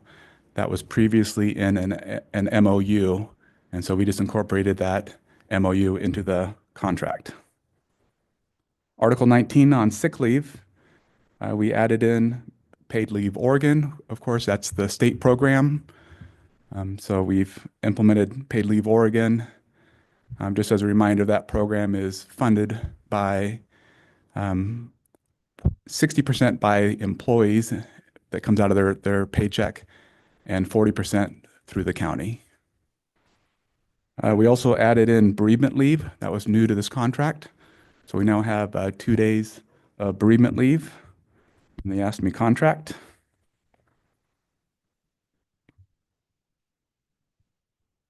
And then the last major changes, we have as I think was mentioned, we have a 5-year contract. And we've agreed to reopen on wages, which is Article 30 in year 4 of the contract. And then the COLA is the standard range, the 1.4% that is in our other contracts. So that 1.4% COLA is based on the Consumer Price Index.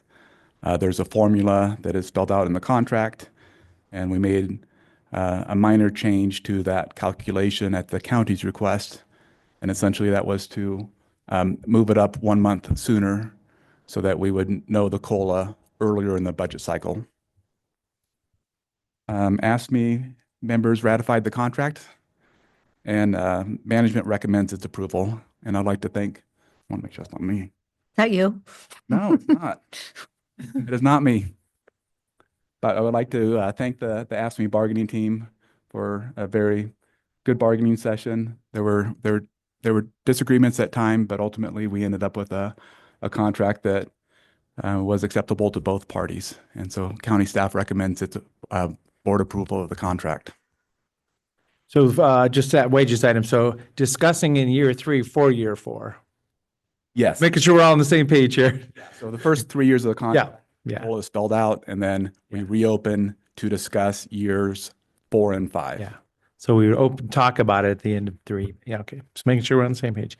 Well, great. Thank you very much. Any other comments? And we're housing and long-term longevity. Yeah. I will just say that the members are extremely pleased with the bereavement leave. That is one thing that we requested last bargaining, and they were very happy to see it this time. Yeah. Okay. Thank you.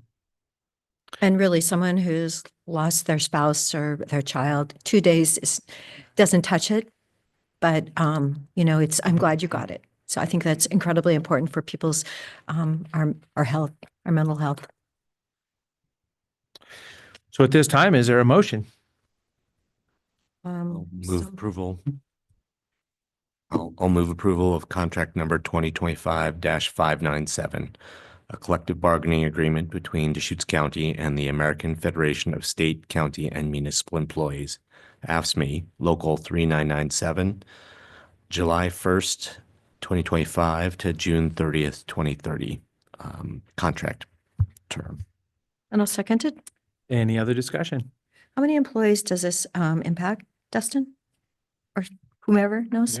We're over 500. We cover 7 different departments. Yes, so over 500?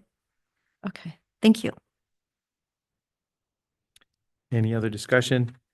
Seeing none, Commissioner Chang, Yes. Commissioner Adair, Yes, and Chair will vote yes. Thank you very much. Congratulations. Yeah. Thank you, guys. good luck getting that house. Do it. Yes. Yeah, call Carly, talk to her at Habitat. I'm saying, want to take a stand-up break or just keep going? Sure. Stand-up break? Uh, So yeah, 5-minute break, just to. Since we're ahead of time, right? Which means Okay. nothing. Stand-up break.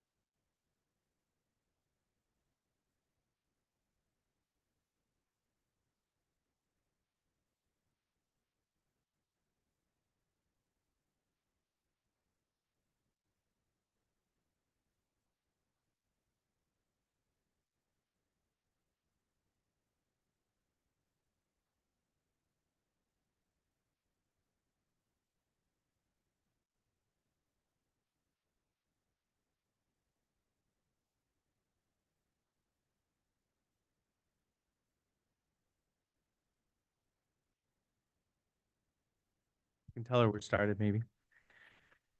So welcome back. Thank you for the break. At this time, item number 17, request for Mountain View Community Development to lease property at the county's public safety campus for a safe parking program. Good morning. For the morning. record, Christy Bollinger, Deschutes County Property Management. I'll Rick introduce himself. Rick Russell, the Executive Director of Community Development. Also expecting here in just a moment, Councilor Megan Perkins from Benton City Council. Any moment now. So commissioners, recently approximately 0.25 acres was identified at the public safety campus as a potential safe parking site. After staff did an extensive outreach with departments that are on that campus and other stakeholders, and overall their support to move forward with that.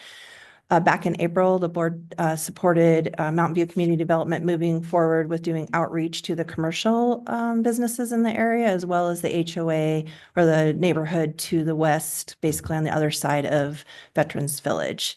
So Rick is here today to provide an update overall on safe parking and also to discuss the outcome of the outreach that he conducted. So with that, I'll hand it over to Rick.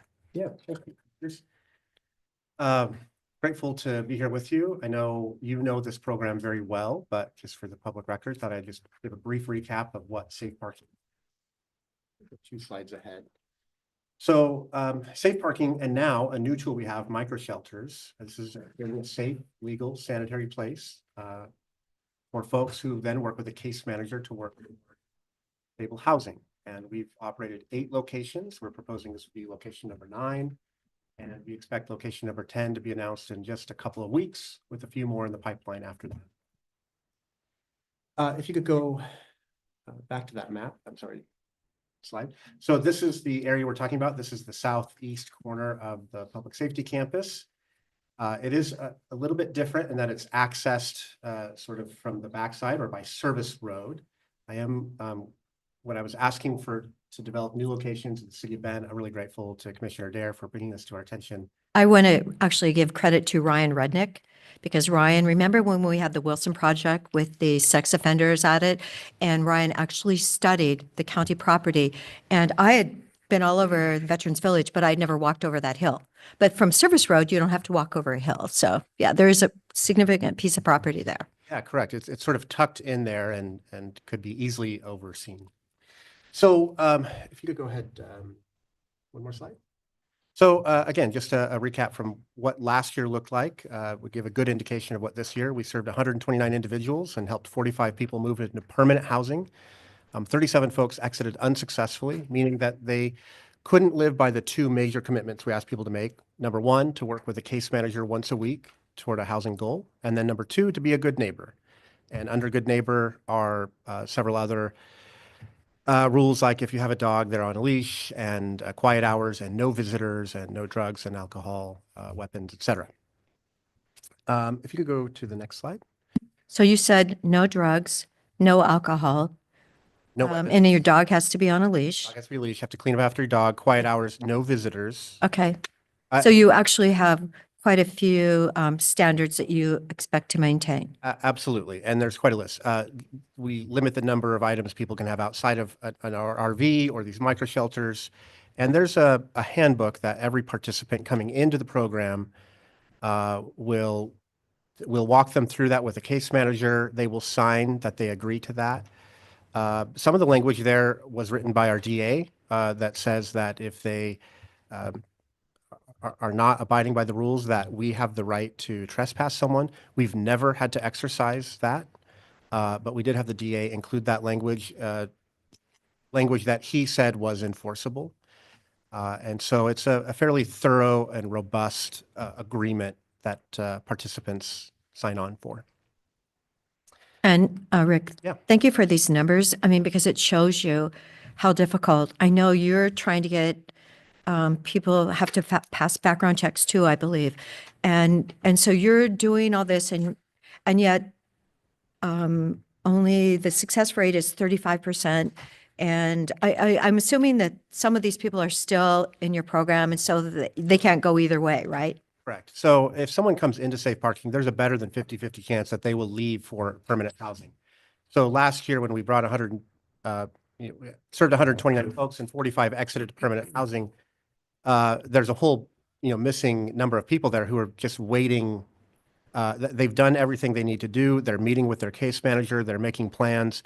They likely have accessed subsidized housing lists, but they're waiting for their number to come up. And, the next bottleneck, of course, is something that is affordable for them to live in.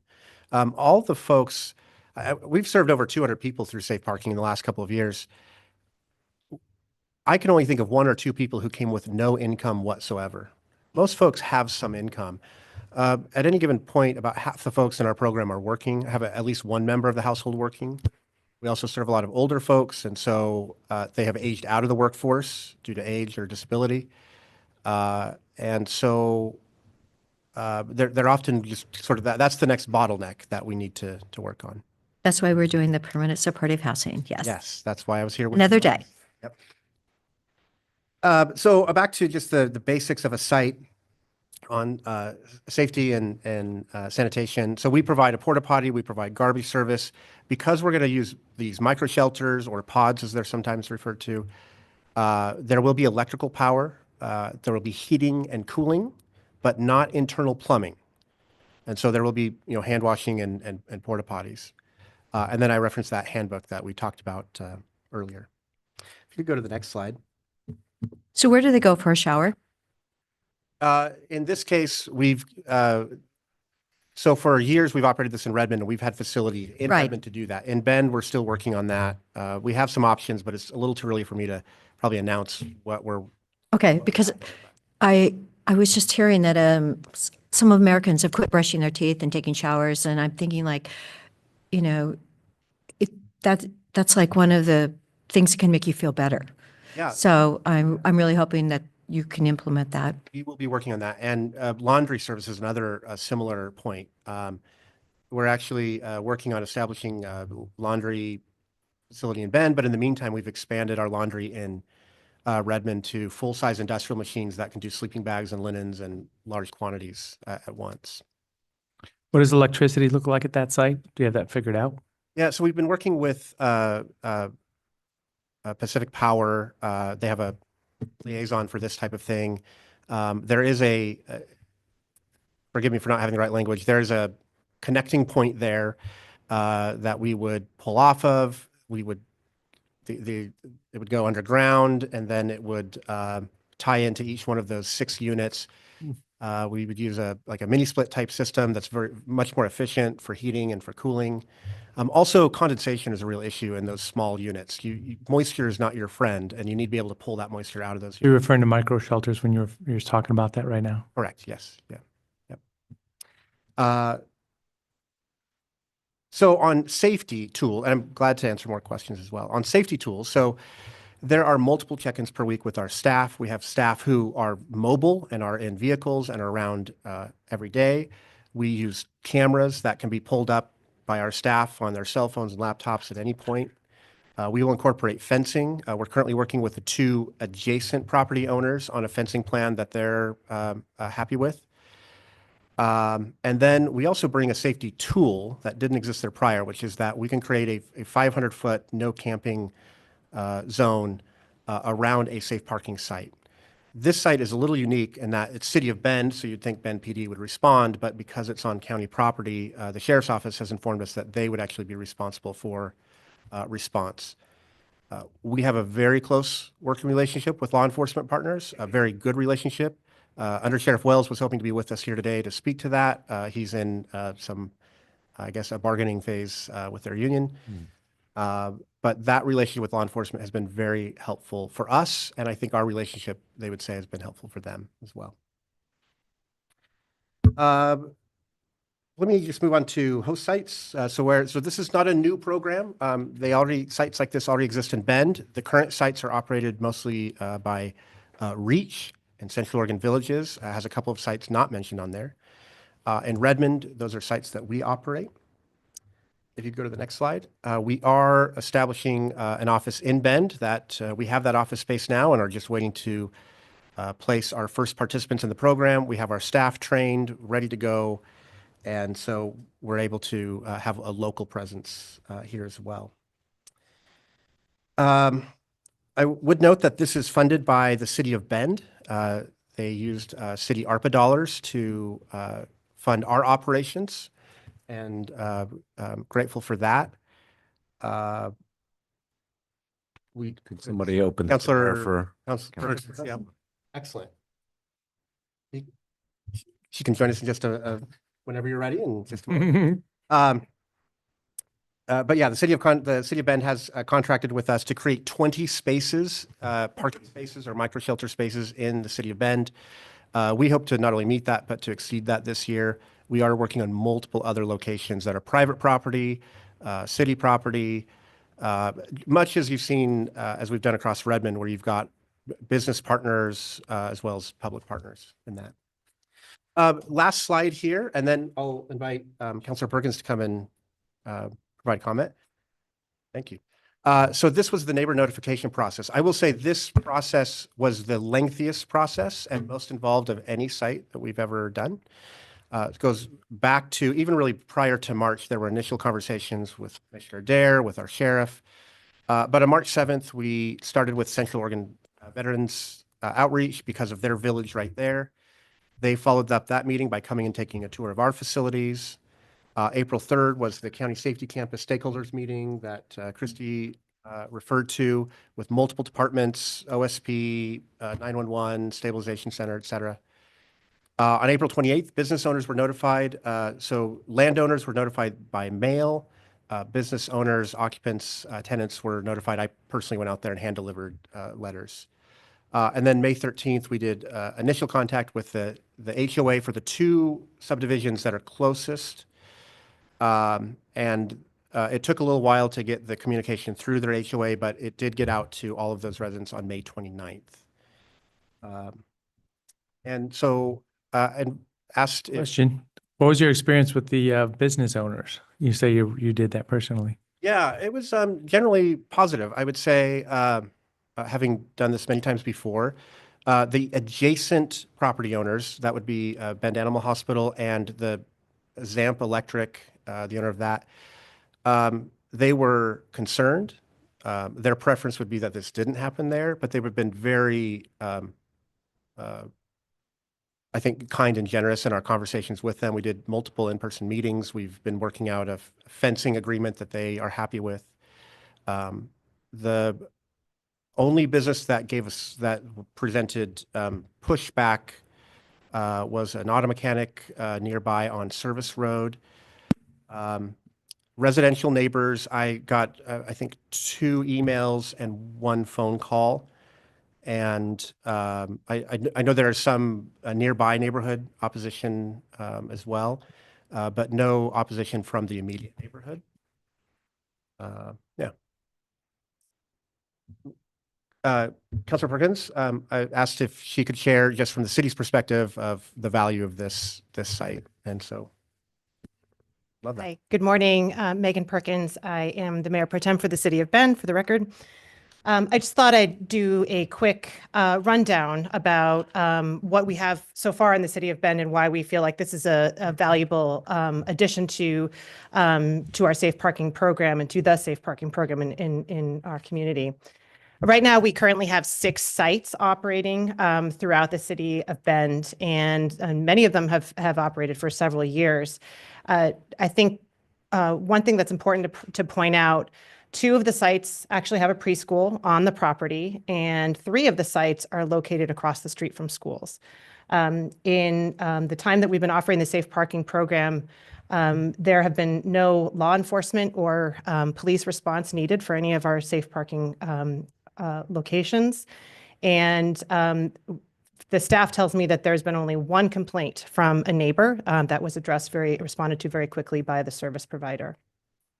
And the households that we have in our safe parking program in the City of Bend are often people that are at our most vulnerable. A lot of them are families with children or elderly veterans. And as you know, Mountain View has been operating safe parking in Redmond, and expanding to Bend, and we believe that the more service providers offering safe parking, the more effective we can be at getting people into stable housing.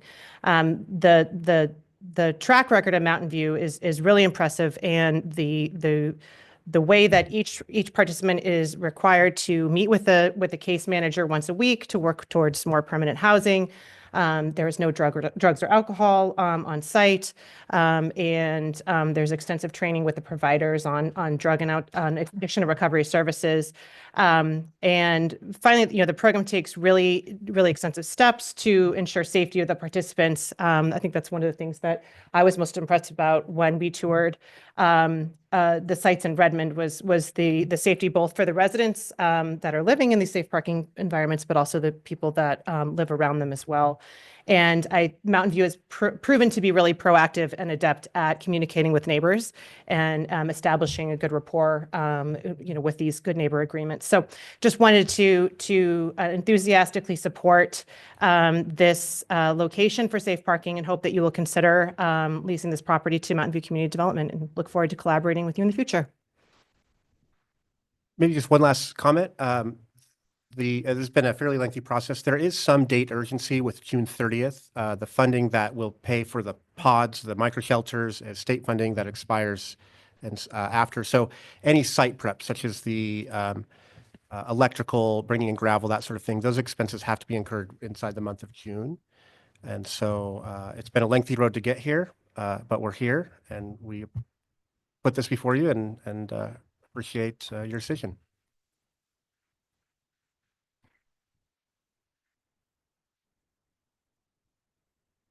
Thoughts, commissioners?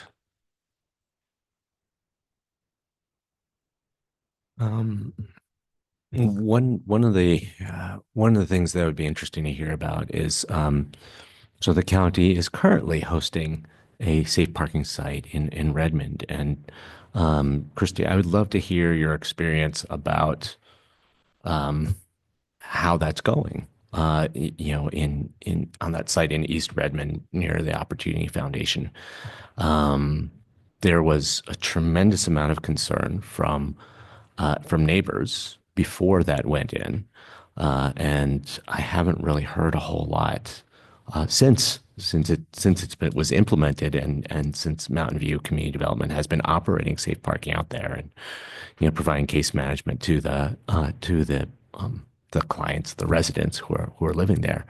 Can you talk a little bit about our experience out at that safe parking site? Sure. Thank you, Commissioner Chang. Overall, we've had minimal to no complaints coming into property management.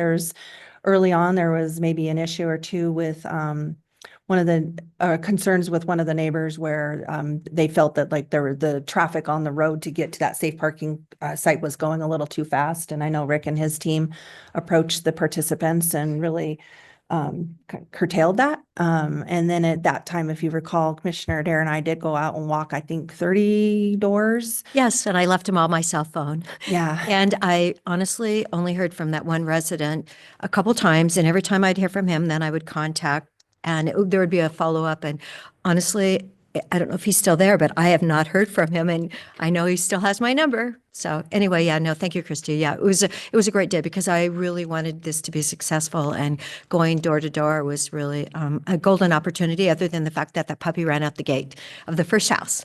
Yeah, and I would say too, there was another neighbor up there that had concerns, and I've actually spoken to him on a different item, and he's never reapproached this particular topic. So I think that's a real positive too. I think you've learned a lot by that site too, haven't you, Rick? You maybe cleaned up some things that you were doing run things differently. That particular site is unique. It's a gravel road. There are some grasses nearby. We have to be very careful about fire risk at that particular site. So we're very careful about folks we place there. It's also on the east side of Redmond and difficult to fence that particular property because of the topography. And so it is a bit unique among our other sites, but it's been very quietly operating now for Couple years. 2 years. 2 plus. And I believe at one point we were doing a 90-day lease, and then it extended to 12 months. And then I believe the last time this item was before you, I think the commissioners extended that to 18 or 24 months lease. So. Yeah. So even without a fence, which we would have at this current site, the other county property, we've experienced minimal concerns. And I think that that's a testament to the structure of the program, the screening, the rules, the active case management, and and visitation essentially of the site by Mountain View staff, which provides exactly what we are interested in, a safe, supportive environment for people to get their life in order so that they are ready to go on to permanent housing. I would add that we have 8 locations currently. Every one of those locations started with some trial period. Sometimes it was 90 days, sometimes it was a little bit longer. We have not yet had any location come back and say, we don't want to do this anymore. All of those sites are still operating. I believe that one of our business owners from FuelSafe, I believe, submitted an email to you all and highlighted how well it's gone for them. And something that we hear from business owners, property owners, is that they feel their property is safer because they host safe parking than before, because they bring tools like cameras and the presence of people being there. And it also means there's no unauthorized camping happening nearby. Right. Just anecdotally, I would say I've experienced that at our own property. I operate this at a church where I've been a pastor. I remember one of the very first weeks meeting a participant, and he said, "Oh, it's nice to meet you." I said, "How's it going out here?" He said, "Well, it's pretty good, but last night there were some teenagers doing donuts in your parking lot." And I told him, "I don't think you guys should be here." And I was like, "All right, I got some security out here I wasn't expecting on."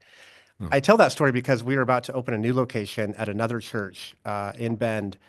And when I was there to meet with the leadership of that church, we walked into the meeting, or just before we walked to the meeting, there were people doing donuts in their parking lot where they were talking about places safe parking.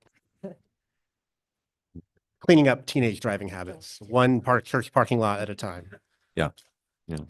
Well, yesterday, honestly, I heard the saddest story from someone who would know that there's a boy that's 10 years old out in Juniper, and that's where he's lived his whole life. And that breaks your heart, that should not be happening. So, I don't know if you're going to focus on family in this spot, maybe not, but, right. But oh my gosh, for that young man, that's really, it's a challenging situation. And I want to thank Commissioner Dare attended. We did a groundbreaking just last week of a family site in Redmond that we're bringing some improvements there, including even a playground space, because we've served over 70 children at that site in the last 2 years. And so homelessness is not one demographic. It is the entirety of our community.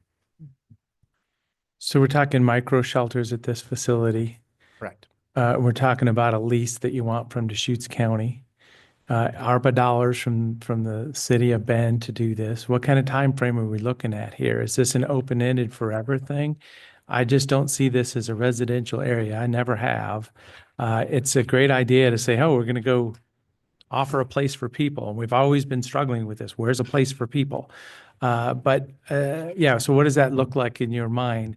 The day you don't have dollars, what does that look like? Do people that are staying there provide any resources? You say a lot of them have jobs or some kind of income. So what's that look like the next year or two, or what are you thinking horizon wise? Yeah, well, in terms of the lease, is entirely up to the county. I would suggest something like what we've done on a previous lease, so 12 months, or if you want to check in at 90 days, we're happy to do that as well. In terms of funding, the City of Bend ARPA funding is good through the end of 2026. So we've got 18 months left there. The legislature is actively meeting right now. We are grateful to have gotten relatively good news last night about what happened in the subcommittee of Ways and Means that funds sheltering efforts in our region. And it's not done entirely, but it was a strong signal that we're going to be okay there for the next biennium. And then our organization as well, we reach out, whether it's grants, private individuals provide funds. We don't ask a fee from participants. In fact, I think it's actually precluded by both City of Redmond and City of Bend ordinances that we can't require a fee. It is at least in City of Redmond, and I'll defer on the City of Bend. Our job, our success is when someone gets into housing stability. And sometimes the path to get there is more full-time employment. I mean, we're all about trying to get our folks back on their feet and back into stability. So we're not charging them a fee or any sort of rent. So yeah, with Oregon's land use, we put people in the cities and we keep the rural. I mean, the big picture, I really struggle with this. This is kind of the failure of the whole system. Now we're trying to slot people in these small little open spaces. Obviously, we want to help people that need help, but it doesn't feel right to keep offering, because you mentioned, we're waiting for the number to come up. So we're stabilizing somebody so they can sit there and wait for something to happen around them instead of making something happen for themselves. As I say, every one of these words are triggers for everybody that talks about this, and I've been through it for years. So as I say, in the end, I won't be supportive, but the enthusiasm of my fellow commissioners is what got us here today, just letting you know. And I don't know that I want to see this permanent, putting the micro shelters in. I'm envisioning an RV and somebody that have some means to be able to try to move on. Now we're talking micro shelter. Sounds a little bit more permanent. We already did this at the Veterans Village, and it's exciting. Let's all do that. But let's not keep doing this. This isn't success in society when we're just picking people up and saying, okay, just wait here until something happens around us. It's just, this whole thing struggles. And, coordinated homeless response office, we're getting together and having meetings. What are the point in time count? Oh, it's worse this year. We've got to do something at a higher level. And I mean, I thank you for your enthusiasm when you and I talk about this, but I just struggle with this. Put the Veterans Village in the same category, though, as micro shelters. The veterans that have moved on, it's been phenomenal. That program has wrapped their arms around veterans. And clearly, we probably have some more that could move in there. I believe they had 20 of the cabins currently full right now. They have done an amazing job. It really is a gorgeous location. I want to thank the community for all the people that stepped up and did like the asphalting and everything that they did for that program, because it has been incredibly successful, and so thankful. We are so lucky. I tell people, I mean, we copied Clackamas, but I feel like we even copied Clackamas and have gone beyond. So I tell people all over the state, please come see our Veterans Village. We give people dignity who've been homeless. They actually have their own personal half bath in their cabins. And I just think that is so, so important. And thank you to Eric Tobiasen for being the leadership there and recognizing that giving people dignity so they can transition on to housing. They've been wonderful to work with in this process, and it's been great to get to know their team and for their team to get to know ours. And they've been good partners, and they run a great program, and they've established credibility with the community. And to some degree, I think our program is riding on their coattails of credibility. Right. From a practical perspective, I mean, we can talk high level all we want.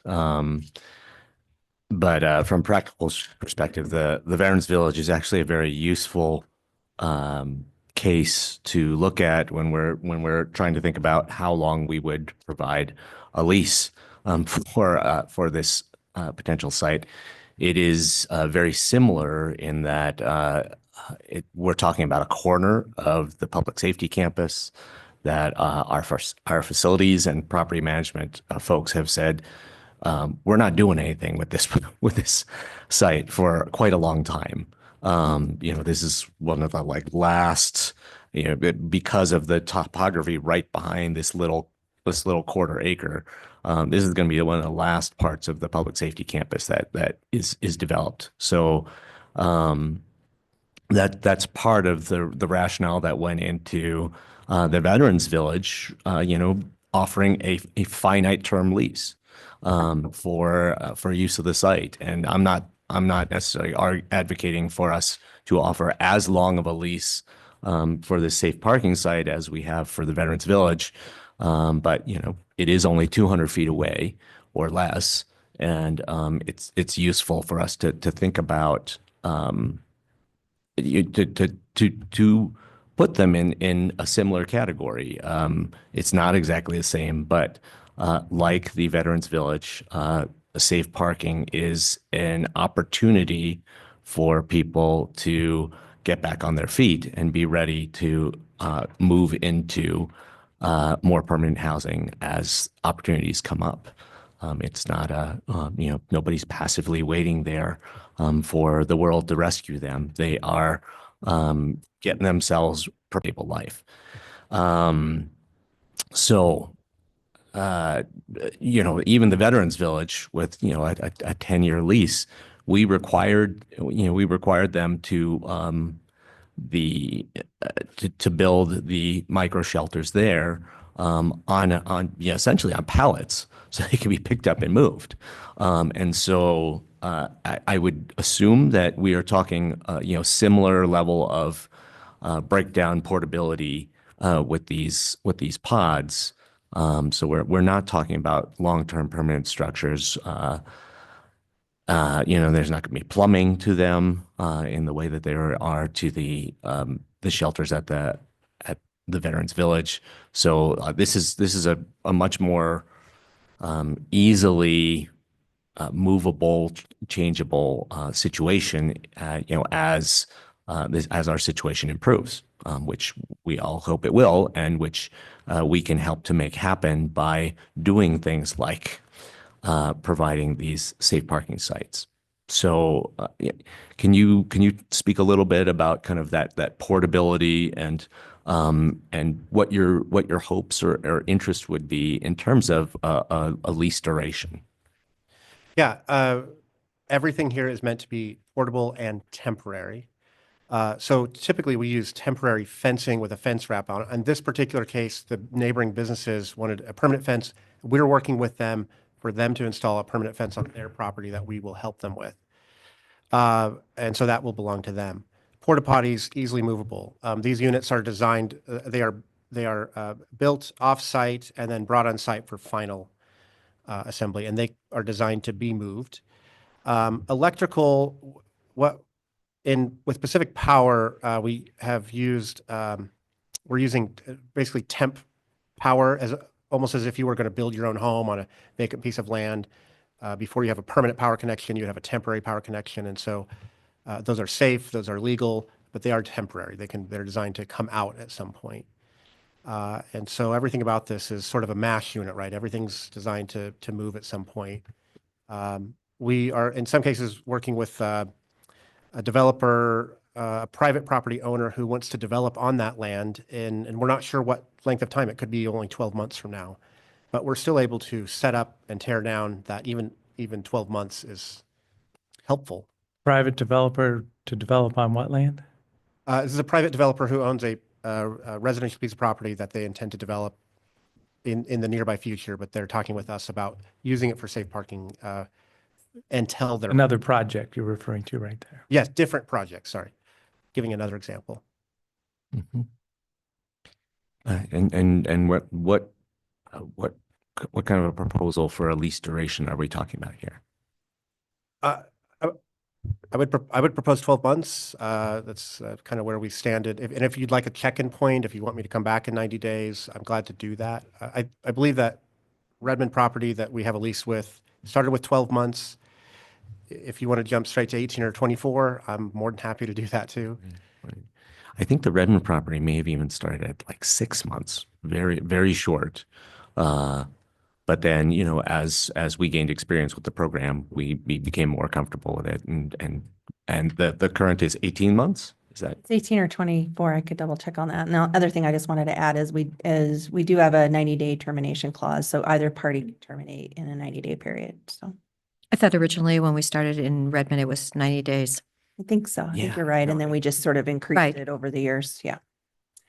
One technical note on this, and correct me if I'm wrong, I believe that we have to apply for a property tax exemption for that corner of the lot, and that would require us to have a 12-month in order to maintain that, a 12-month lease.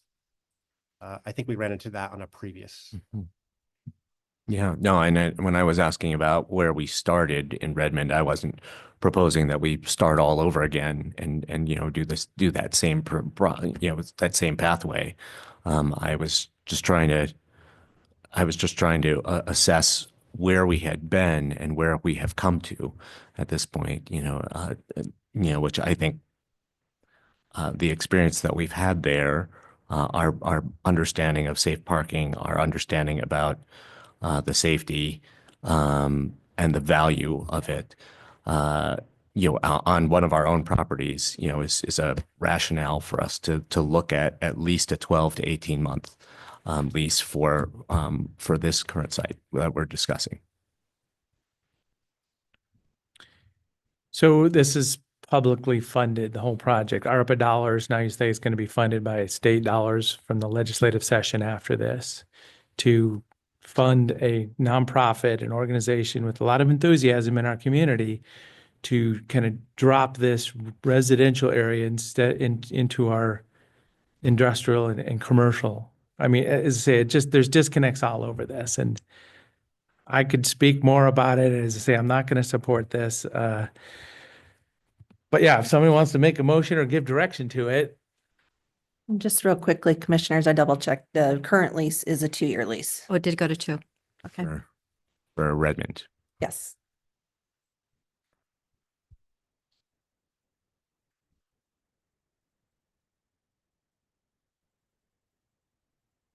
If there's I actually want to do the 90 days just because I feel like where it is located, I think we've got to make sure that this actually works the community. And okay, I understand you're going to have the costs. I know someone keeps shaking their hand when I look at you, Rick. Anyway, I can understand that and I want to respect that. And, you're going to have costs and you're going to fence the Bend Animal Hospital. You're going to help fence their property and then you're going to help someone else too fence their property. So The eastern boundary would be. okay. So there's going to be some costs that are going to actually be for the community. And I can understand why they would want that. So anyway, I would just personally like to start out with 90 days, make sure that it actually is going forward. When you see your success rate as 35%, I'm glad it's 35%. I appreciate your honesty. But I just feel like you're going to have to be incredibly careful on who is placed there. Yeah, we'll be very conscientious, especially when you're setting up a new site. When you have an established site, you have sort of patterns and you have people there who we know them and they know us. And so we're very, very conscientious of that when we place folks. So that's a good experience for everybody. Well, I'm just hoping, I know we have tens of churches in Bend, and I'm hoping that maybe more churches could participate because as you mentioned your story, it gives the church parking lot, et cetera. It gives the church buildings, it gives them another set of eyes that are going to keep it safe. And that's probably the difference between going here, which is on the end of that service road, and versus going into a church parking lot. One consideration we may have, and I may look to the city for this, is that the funding that pays for the pods or the microshelter units may have there's a placement that they need to be able to be placed, and I believe that is for 1 year.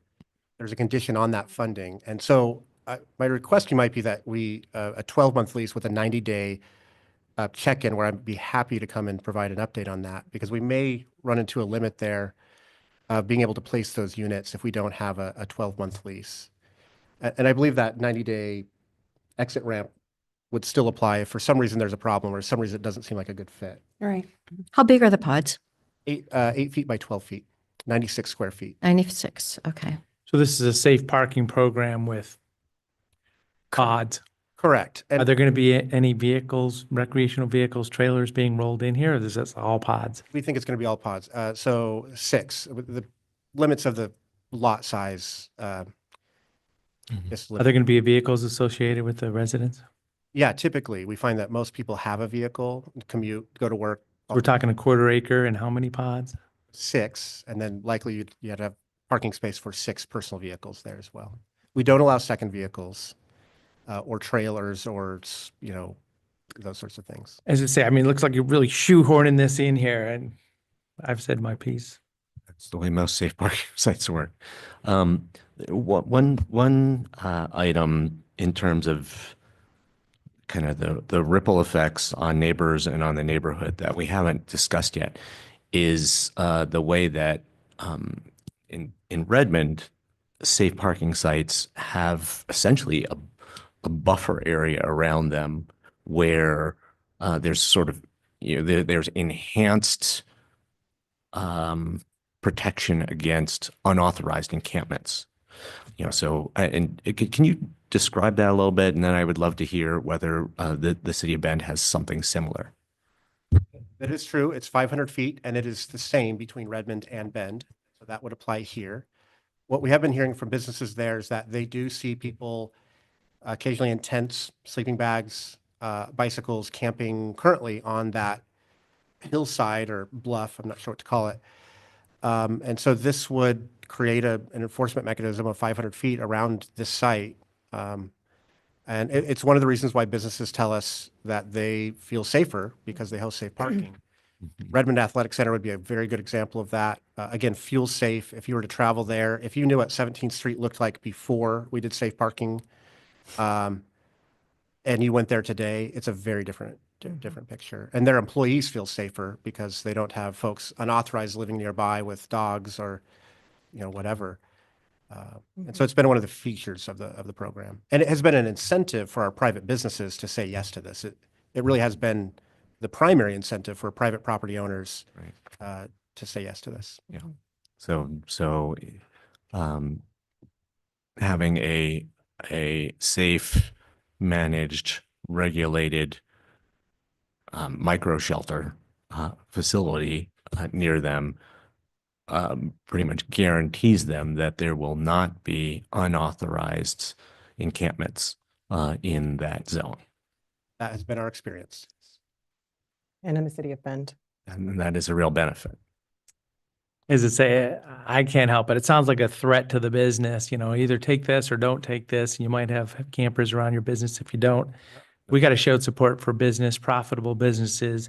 The money that's going to be spent on this coming through the legislature is payroll taxes. So business is so important. And this location is, just next to businesses at the end of a little cul-de-sac, kind of out of the way.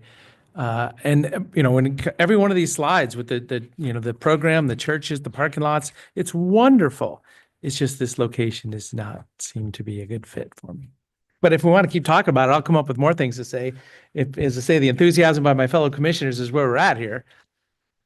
Okay, we can say that it is close to the bus stop. I believe there is one right out there. I don't know if you have to walk over the hill, to Or get. through somebody else's parking lot. No, You're no, not gonna through walk their all the way around. property. No, through their property. So, it's there. Nobody's, and just to be clear, nobody's threatening businesses, and in places, Well, in the but the places deal that's that, being offered here, do safe parking in your May parking lot, I and we'll do finish? 500 feet buffer around you. It sounds like a good deal. finish. Please do. In all of those cases in Redmond, we saw businesses that were already experiencing unauthorized encampments in their neighborhoods. And this was an opportunity to eliminate unauthorized encampments in their neighborhoods. So it's not we're not talking about a threat. We're talking about an existing impact being eliminated from those businesses. That's an opportunity, And it's not a threat. Okay. That's a point of view. Yeah, that's a point of view. Okay. So you're going to speak over me? You've already expressed your point. So you're telling me I'm done speaking? No, I'm just saying that there's not much point in saying it again. Yeah, but if you want to say it again, go ahead. Just rude. So Christy, how many square feet then are a quarter of an acre? Just give me 1 second. Do you know about? 43,000 and something divided by 4. Right, exactly. So 12,000. So we're talking about a 12,000 square foot 10,000. lot with what? 10,890. Okay, so almost 11,000 then. So we're talking about a really decent amount of space for 100-foot pods, 6 of them on it with a car parked next to them. And you're going to have the road gravelled and everything so that fire danger will be pretty much eliminated Yes. with then all the other features that you have. Okay. Well, there's chips on the ground already out there. Who put that out there? The neighboring, we will be removing those. And have chips. the neighboring business, my understanding, had a construction project in addition to his building, I can had a speak to that. temporary So just, that. it was temporary parking? Yeah, so the neighboring, I think it was the animal hospital. animal hospital, thank you. They did a construction project on the back of their building, and so they needed a little bit of buffer space. So we provided a permit of entry just so they had ingress egress to the back of their property. And so part of is the restoration, we had them put chips down, just so it wasn't open dirt at the end of their project. Great. Dust control was, Yeah, I can imagine that. But as I say, I mean, if residential on top of that one cigarette butt could start it smoldering. fire risk is very real. We pay close attention to it. And we've already talked about, we already have a bid for, Removing the chips, I do hope, yes. Anybody, please use stone in your yards. Please don't use mulch. Yeah, they can blow for 3 miles if the wind's blowing and if they ignite. we understand that this program operates with community support and it does not work if there's not community support. So we take that fire risk, neighborhood safety, all of that very seriously, or else it's sort of game over for this program. Right. So we're already well past time on this item. I think we should go ahead and move it along. Given the discussion about the investments that are going to be made, cleaning up wood chips, putting up vents, bringing micro shelters, electrical hookup, all of those things. I would like us to consider doing a 12-month lease with, as suggested, retaining the 90-day, cancellation period and having a 90-day, immediate check-in from the time that this site starts use. So if there's no further discussion, I can make a motion. What are those pods made of? They are stick-built. We have 2 contractors using them. They are fully insulated. They have a window. They have heating and cooling in them. We did quite a bit of research with other organizations that use these. For example, we don't use drywall inside of them. There's a different finished material, and we use flooring. For example, if a pet were to have an accident in there, it's all designed to be easily cleanable. And with, for example, outward swinging doors versus inward swinging doors. Rather than keyed entry, it's code pad, so you don't have people losing keys and having to rekey frequently. So there's a number of sort of tricks of the trade that we've learned from partners in this space, and we did a trip exclusively around that issue to the Salem area to learn from folks who've been operating these for several years. And when we put these out to bid, we had incorporated all of their ideas into this. It's really great when you can learn from other people that have actually done it and that work. So they're actually wood surface. So it's wood on the outside. Correct. And I don't know if it's T111 siding. I forget what the siding is, but it's a standard. It looks very much like a garden shed. It is 2x4 construction. Actually, I believe it's 2x6 construction. I know we went through this with the city of Redmond where they wanted very specific numbers on snow load and all sorts of things, and we passed muster with their requirements. They're also inspected. There are building inspection. There's a building inspection process and electrical inspection process as well that goes with this. That's all operated through the city of Bend. So with all this, how many months is it going to take for those to be built and have this parking spot, if it does get approved, into action? Those are being built and delivered right now. I have 10 of them in my parking lot right now. And so we're waiting for, because we've ordered 26 in total between the 2 communities. And so we have the units, they will be here by the end of June. Electrical is our hangup. I mean, that's our variable. We don't control Pacific Power. But I think we're talking about by the end of July that it's operational. Okay. Right. Thank you.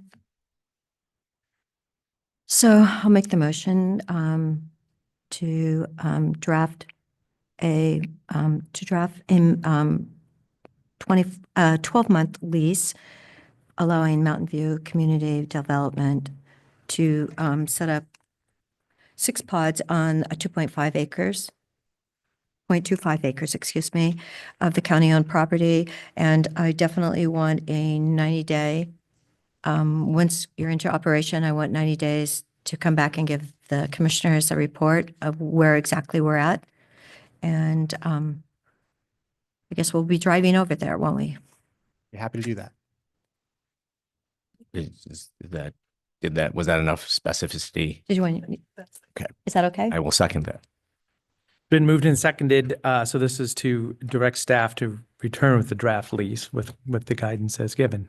And just because timing is of the essence, we'll be returning next week with the lease. Calling for the vote, Commissioner Dare, Yes. Commissioner Chang, Yes. and I'll vote no. Thank you very much.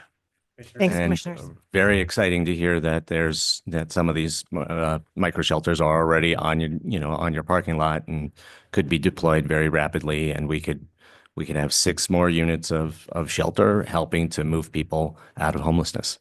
And Rick, somehow someone has got to get to the family of that 10-year-old boy out on Juniper. I'm pleading for the community to get him in your safe parking in Mountain View or whatever it takes. But you know, that is heartbreaking. If you have contact information I can follow up on, I'd be glad to get that from you and we'll work. Okay, I'll work on getting that.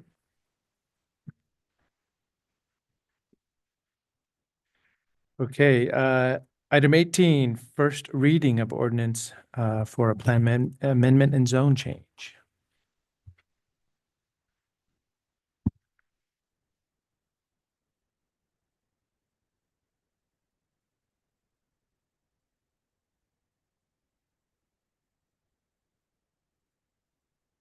Good morning, Commissioners. For the record, Nathaniel Miller, Associate Planner with the Deschutes County Planning Division.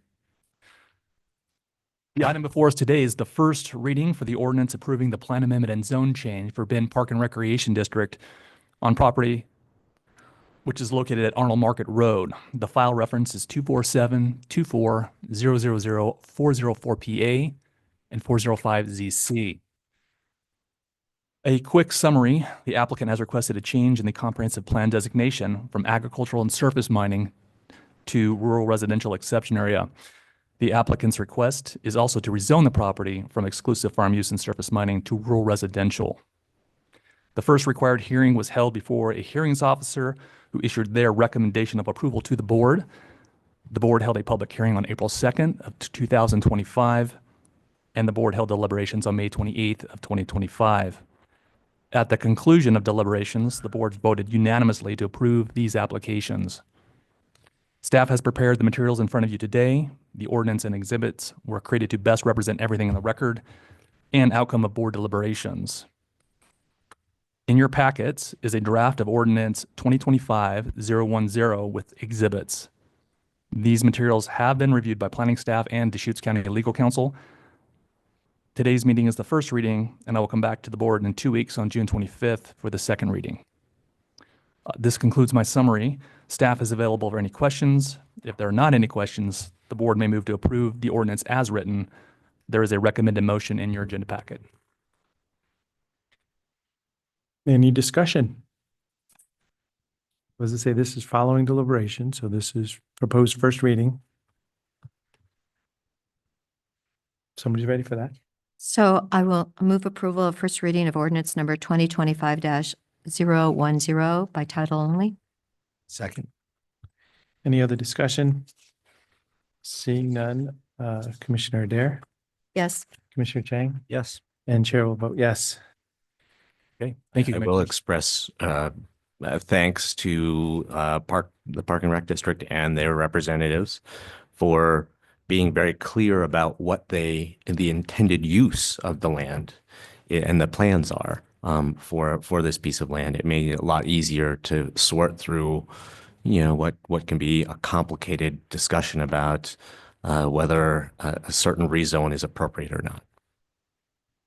So first reading, this is ordinance number 2025-010, an ordinance amending Deschutes County Code Title 23, the Deschutes County Comprehensive Plan to change the comprehensive plan map designation for certain property from agriculture and surface mining to rural residential exception area.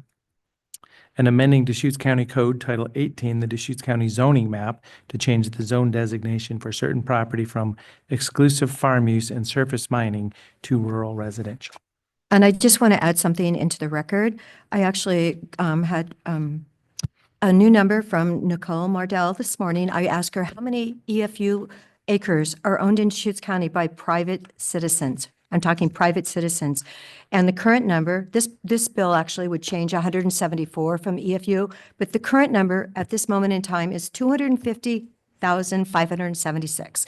So we have over 250,000 acres of EFU, and we've converted some of them. But if you look at the percentage to 250,000 and has been, demonstrated, that's fascinating. And then, of course, federal lands include 448,000 plus of EFU lands in the lands owned by government.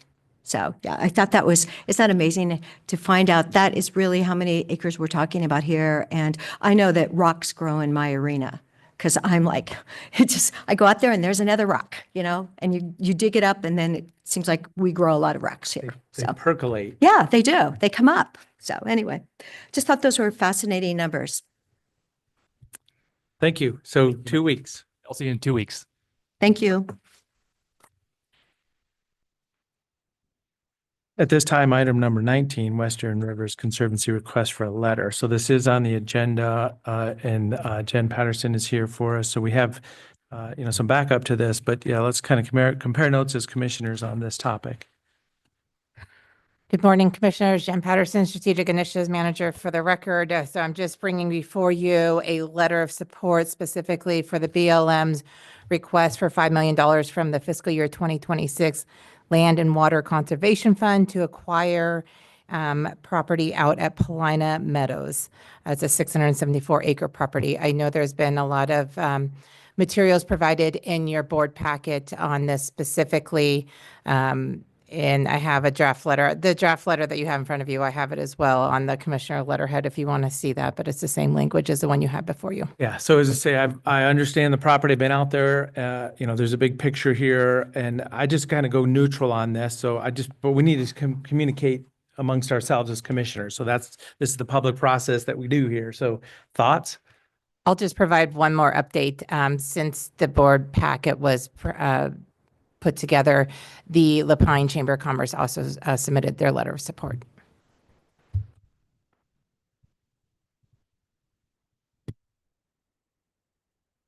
I actually have some questions about how the land would be managed, which Jen, I'm thinking you're not the person to ask those questions to. So I would like to, request that the BLM and the Western Rivers Conservancy answer some questions.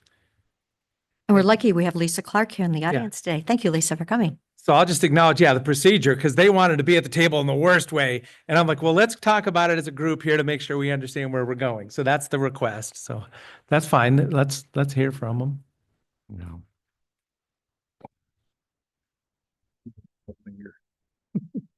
I'll scoot over. Oh, that's all right. Thank you.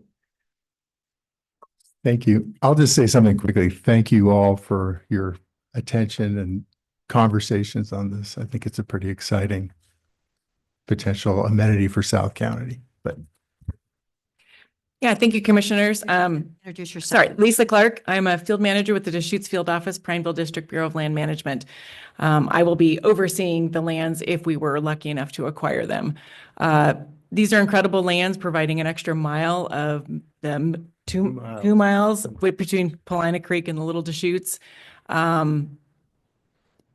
Looking at, we have a great opportunity for the timing of this acquisition. We're currently doing an environmental assessment to address how we're going to manage multiple lands in South Deschutes County. And so we are able to roll in direction into this environmental assessment to get public opinion, as well as provide our own goals for managing these lands. Variety of dispersed recreation, along with looking at opportunities to kind of increase possibly a launch area. We know there's a lot of floats and kind of dispersed floating, paddle boarding kind of things that go along this little stretch of the river ending at State Recreation Road. We do have a portion of this land that touches with a road access to the river, so that would be an opportunity that we could look at.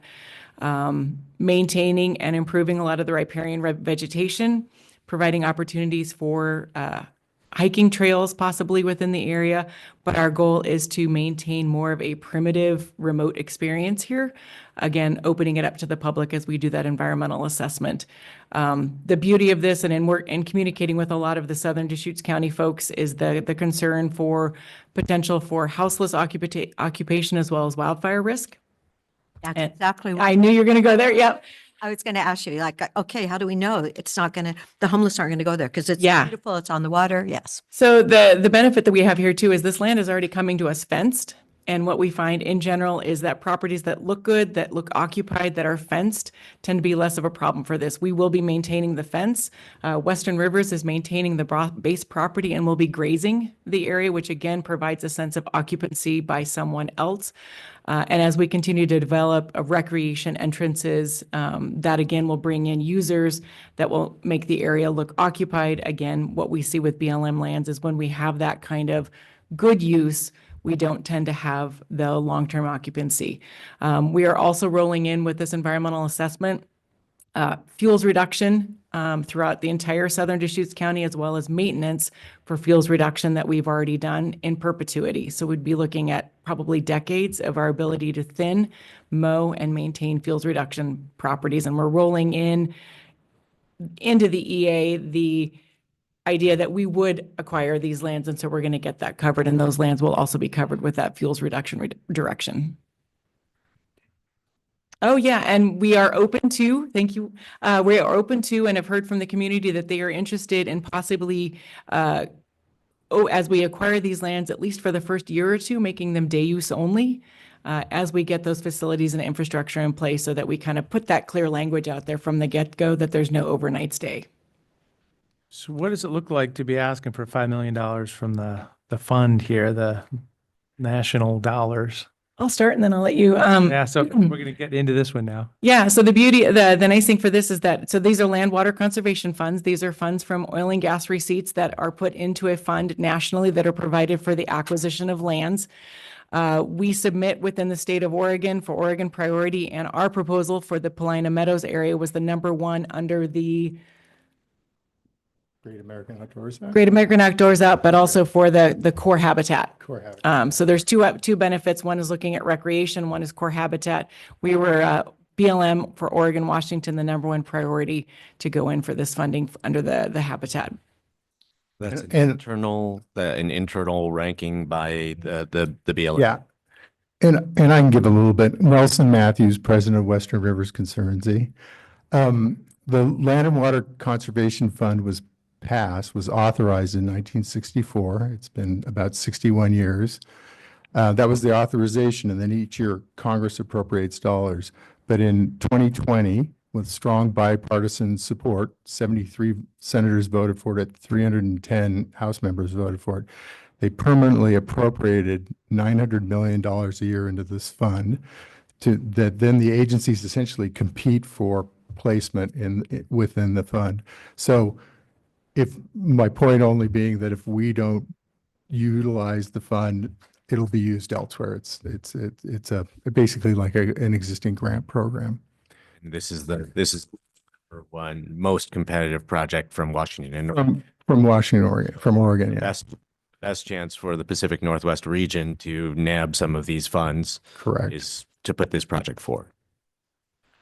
When you say 2 miles of Paulina, are we including anything on the west side, the land trust reach? No, we own, so if you look at the map, basically we're across the highway from the land trust piece. Our property is surrounded mostly on 3 sides by BLM, and it's near Paulina State Park.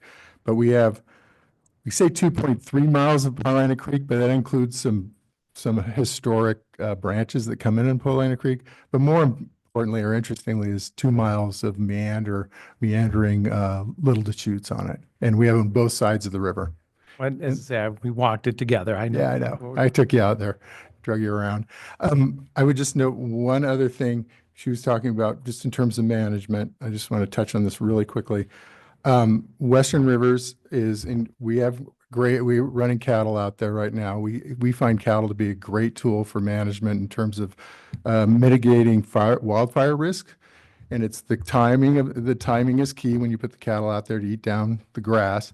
The other thing is it actually helps us with restoration and on the property as well. They eat stuff that the critters in the river don't like. So we're planning to do some interesting grazing practices to try and to improve the habitat there with their cattle. Goats, they'll really take care of business, right? Well, actually, we need cattle because they do such a great job. So how many pairs will you run there? Right now, it's only 10 cow-calf pairs. That's what our About 3 months. well, the problem is that there's just not, the forage is not, it's dry there.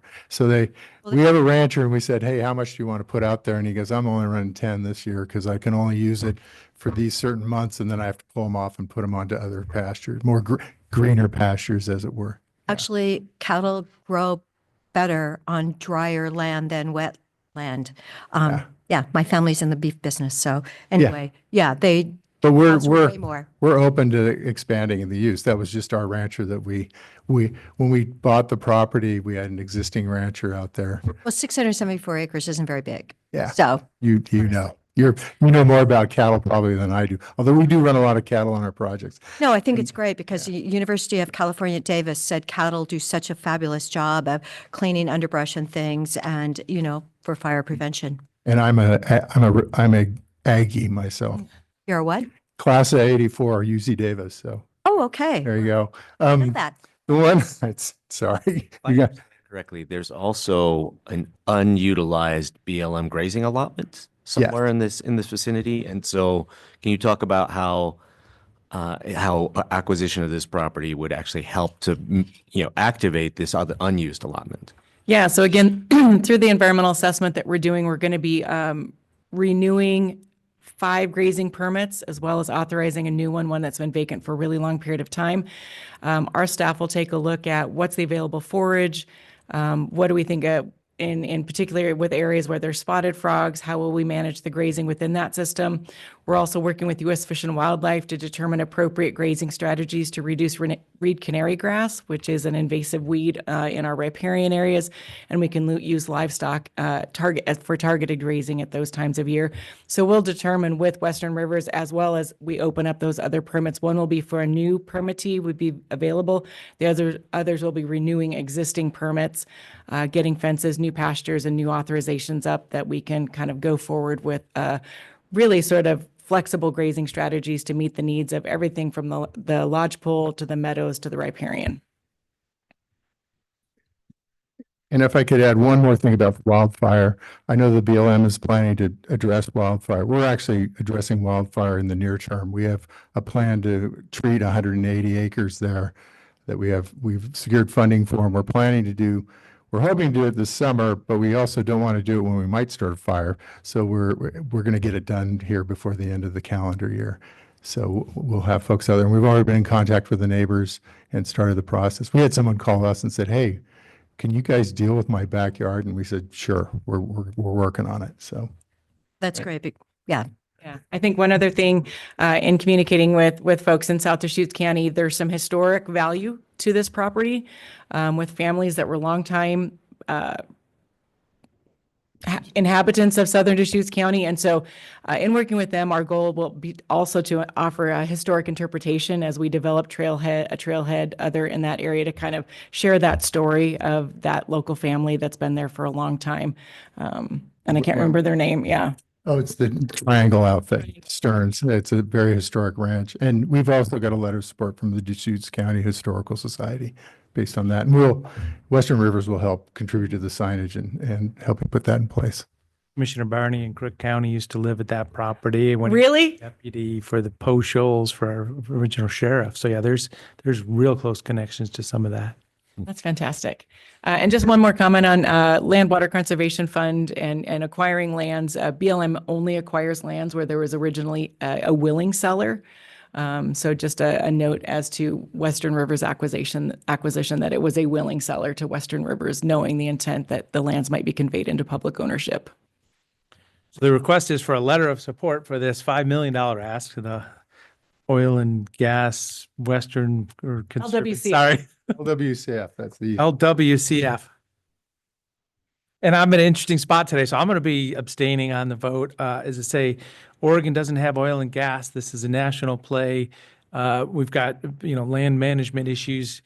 And I mean, I'm not pointing to anybody here, but the public lands around us have turned on us because of the long-term unsanctioned camping, fire starts, forest management practices, and the whole thing. Yeah. It's just... And yeah, and we've heard how those kinds of concerns are going to be mitigated on this property if it goes into BLM ownership. And in the grand scheme, big picture, when I heard about this property going up for sale the first time, when Western Rivers Conservancy came forward as a potential purchaser, I had grave concerns. This property was on the open market. It was available for anyone to purchase. And there is we just heard how there's only 10 head of cattle on the property right now. There are certainly people in our community who would argue that such a property isn't suitable for agriculture and would seek a rezone, and then it would be chopped up into 10-acre parcels, and then there would be no recreational access for the public. There would be no grazing because it would be a rural residential landscape. The history of the heritage of this site, would be put under, and those are really important values to sustain. The agricultural heritage of this property, the use of this property. I mean, done right, with the kind of fuels reduction that we're talking about, this could be a critical buffer for the city of La Pine, to intercept fires coming from the north and headed towards those subdivisions. So I think this is a very exciting project that really helps to maintain the things that we care about in rural Deschutes County, and I would support a letter of support for this project.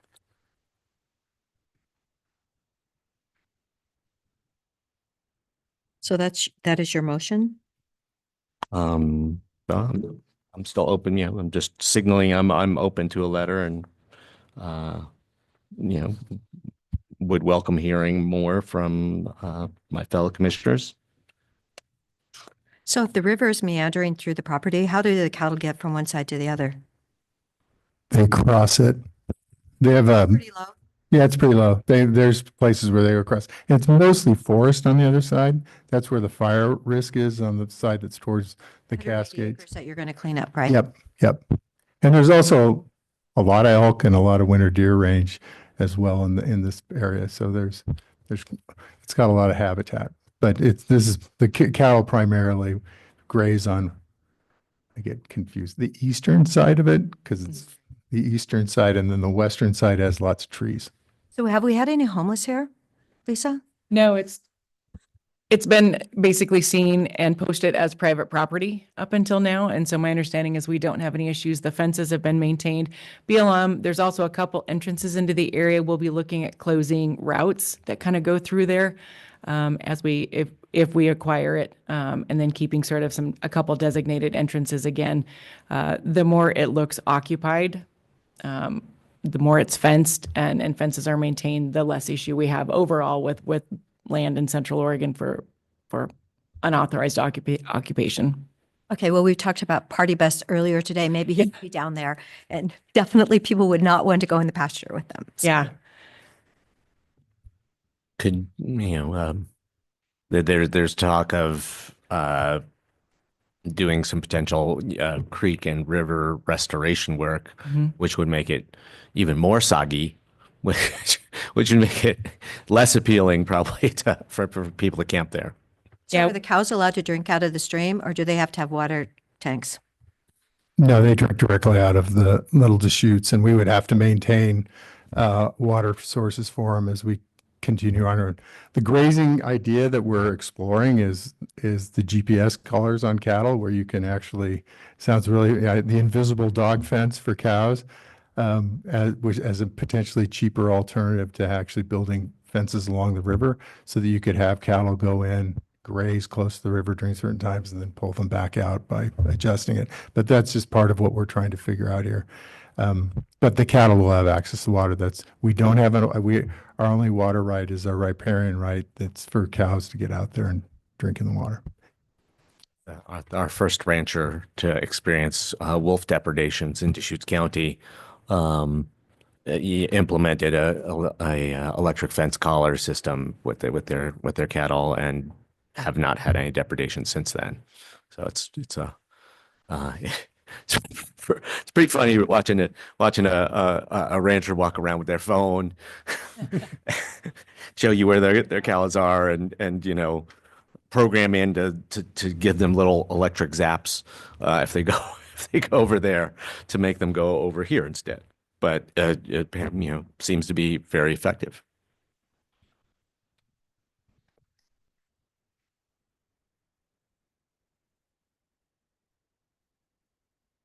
Well, if there's no more questions, I will make a motion to approve the attached draft letter supporting BLM's funding request to the Department of the Interior Land and Water Conservation Fund for support for acquisition of this property.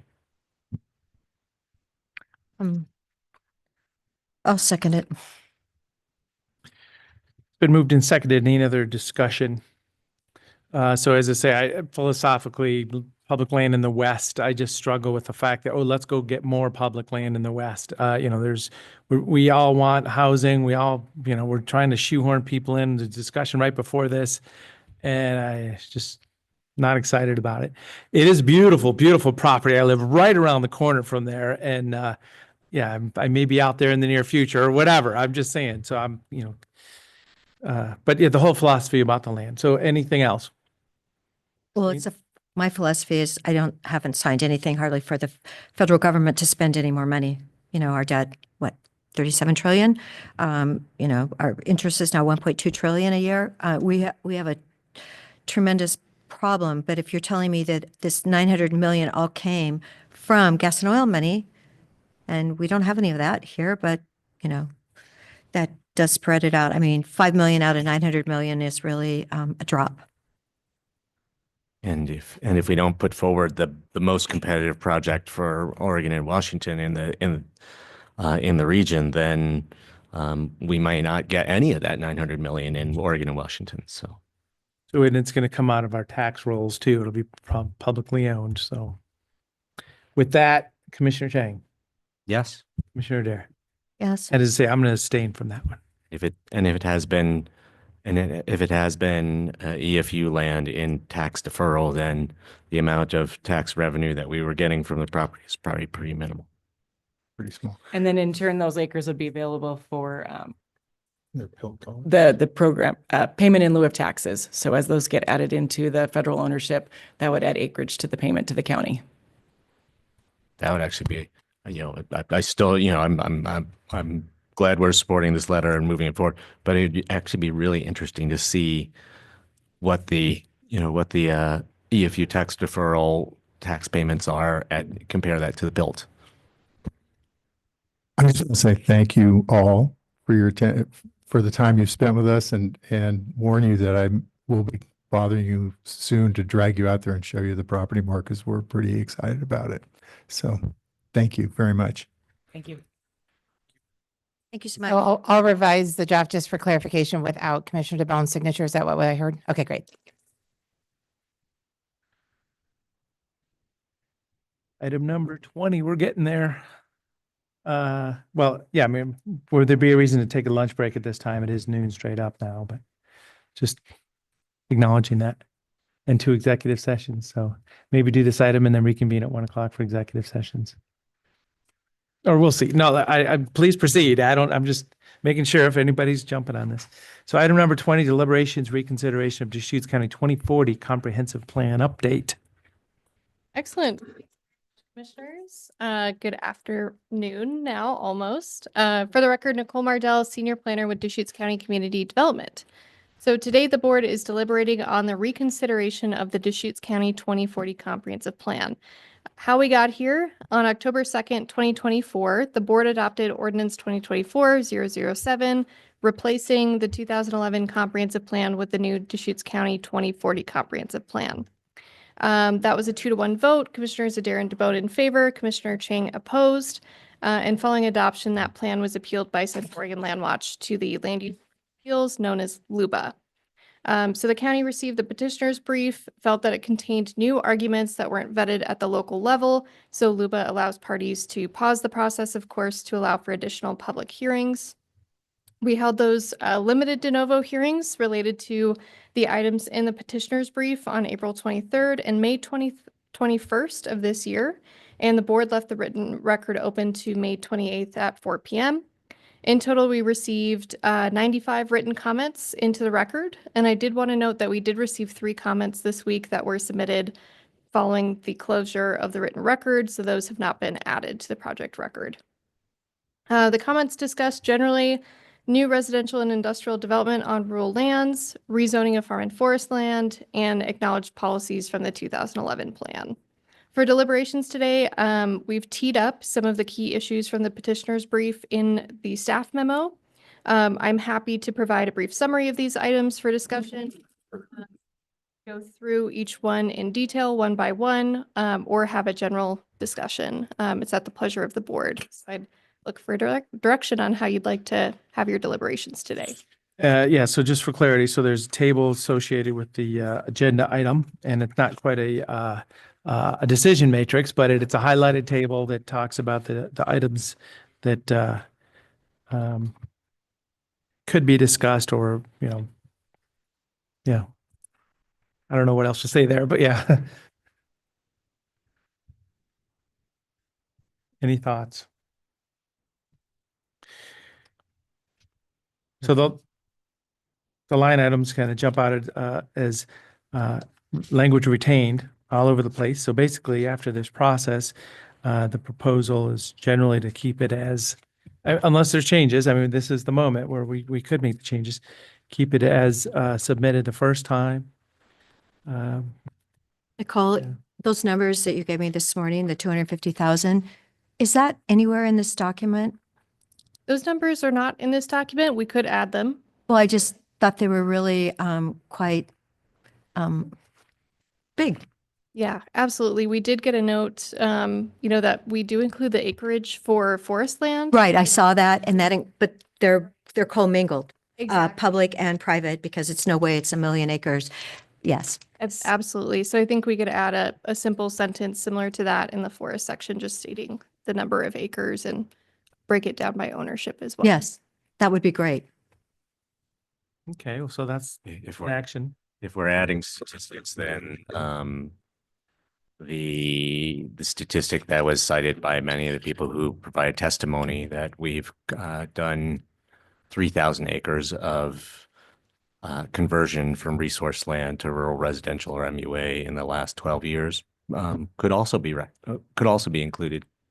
But can that number be confirmed? Because I'm not sure if that number really is relevant, if that included 710, because 710 actually is still in the system.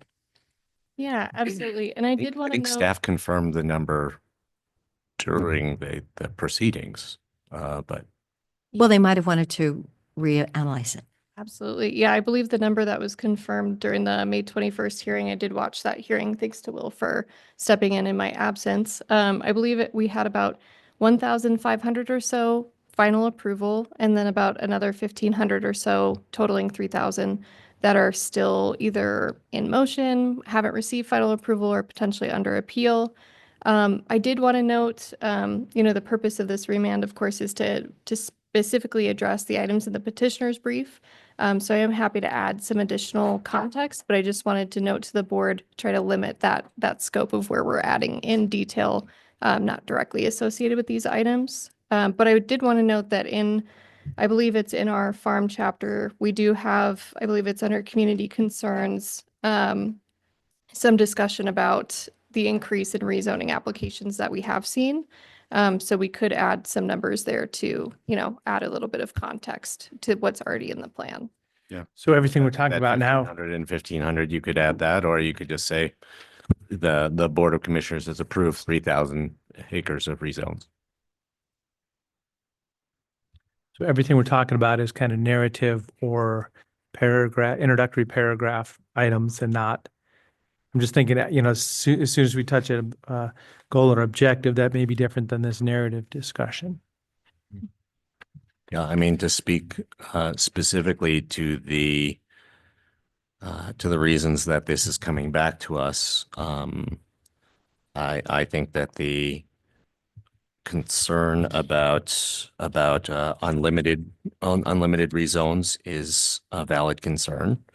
And I also believe that while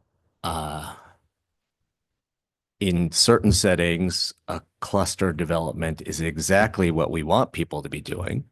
For example, right next to the City of Bend's urban growth boundary, you got rural residential zone property, and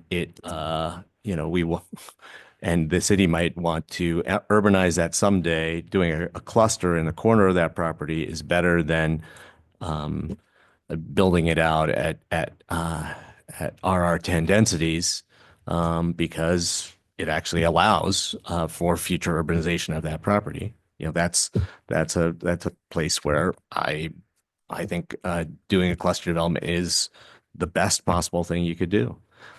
It is still, to Landwatch's point, it is developing at urban densities. So if there's a concern about, if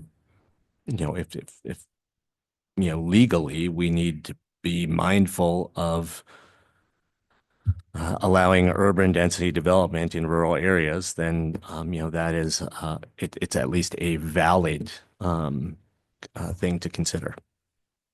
So the third item kind of, did we repeal and replace the 2011 plan? Do we need to revisit every single thing in the 2011 plan? Like, I'm not that interested in that that issue, but the other two I think are significant issues to consider. And if we followed through on the consideration of that, we would want to consider substantive changes to the comprehensive plan. So yeah, I'm comfortable with the comp plan as it was proposed and presented and voted on now. It was mentioned in front of us that, a safety relief valve for development and private property ownership and, things that could or should be an option to the private property owner. I wouldn't go down the path of saying, you must do this because we're planning on something. It's the option is for that private property owner. The 92 and the different versions of this comprehensive plan have really been negotiated for what's reasonable in Deschutes County in light of a statewide land use plan that, is kind of static and holds on to that zone. I'm a true believer that, probably that 80-20 scenario happened in the late 70s or early 80s, where some of that was just, we'll zone it as resource for now, and we'll get back to it someday. So, it's nice to be able to say, well, this is the black and white, truth and law that you have to follow. I don't think that was the intention in the 80s. So, as I said, that gives me the confidence that having these options in our comprehensive plan seems to be appropriate for Deschutes County proper. Crying the fact that, rezones could happen is a legislative matter. State of Oregon, step up if you want to stop all rezones and lock down land use so hard that it's all black and white 50 years later. But that's the scenario I see. Certainly. If I may, commissioners, I did want to note, so specific to some policies, it's in that kind of cheat sheet and also in the memo. So in our rural commercial and rural industrial sections, we did add new goals. We also changed, I believe it was 8 out of the 26 goals. We amended them mostly for clarity, or if there was duplication with something already in the code, we proposed to remove that. In our memo, staff notes that in the abundance of caution to address Landwatch's concerns, we would recommend that you simply remove goals 9.2 and 9.3, which are those new goals related to the RI and RC zone. Those aren't essential. They're just seen as a best practice. So that's why we added them, but they aren't completely necessary to the document. And we'd also propose, with the board's feedback, of course, to simply revert some of the changes that we made to the policies between 9.2.1 and 9.3.15 to the original language. We believe that that could address Landwatch's concerns. And again, those changes weren't substantive in nature. So I did want to note that in your packet today, we have included a draft ordinance for your review to take a look at that new language that would be addressing the repeal and the replace concern, instead noting that this is an amendment to the comprehensive plan. And then a new updated version of the red line document that shows the key changes and citations between the 2011 plan and 2040 plan, and then the clean version. And the red line and the clean version do include these deletions of 9.2 and 9.3, and also the changes, the reversions back to the original language. Yes, Okay. thank you. So that's what you're saying, that starts on, I don't know, 496 or something? Yes, that's what's in the draft ordinance. Okay, gotcha.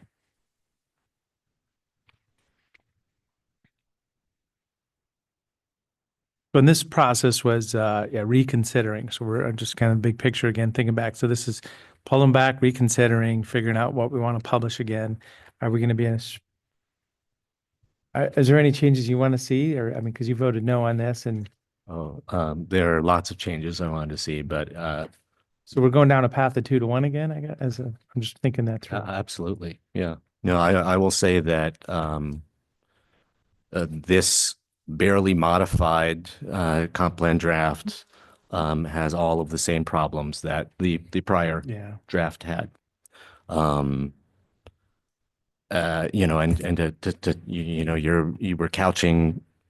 were couching this in terms of, the history of land use. I'll couch my concerns in terms of the bulk of the public comment we received about the comprehensive plan. This draft comprehensive plan disregards what the majority of our constituents in Deschutes County want. They want to keep the rural. This draft comprehensive plan allows, or enables, really, continued depletion of groundwater resources, causing hundreds of county residents' wells to go dry every year. It allows or encourages continued Let's go dry.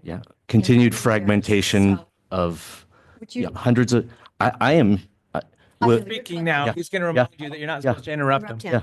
Thank you. Yeah, I'm reminded pretty regularly that I'm interrupting people, so I'd appreciate being able to make a statement. This draft allows and encourages continued fragmentation, chopping up of the agricultural landscape in our community.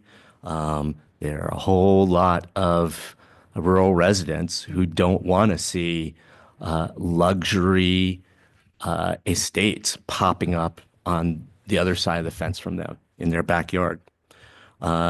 This draft comprehensive plan, encourages the continued loss of habitat for key habitat for wildlife. Our mule deer winter range is a perfect example of that. Really importantly, I mean, we should, in this community, we have such middle and affordable housing constraints, and trying to figure out how we can how we can accommodate, how we can encourage more luxury rural residential development does nothing to help us address the housing needs of our community. And in fact, it's a distraction because the more development resources are put into that type of housing, the less are available for the housing that we really need. So these are, for all these regions, all these reasons, I opposed the prior draft, and I oppose this barely modified current draft. And this reconsideration process, which has resulted in,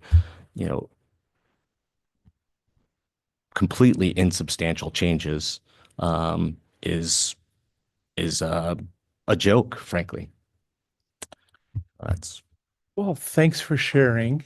You're welcome. I see everything just 180 on a lot of that. If we have residential development happening anywhere in the county, we have contractors that are up to speed, hopefully making a profit, being able to, donate or volunteer or be ready to build affordable housing. So, there's a whole different scenarios how I would view that.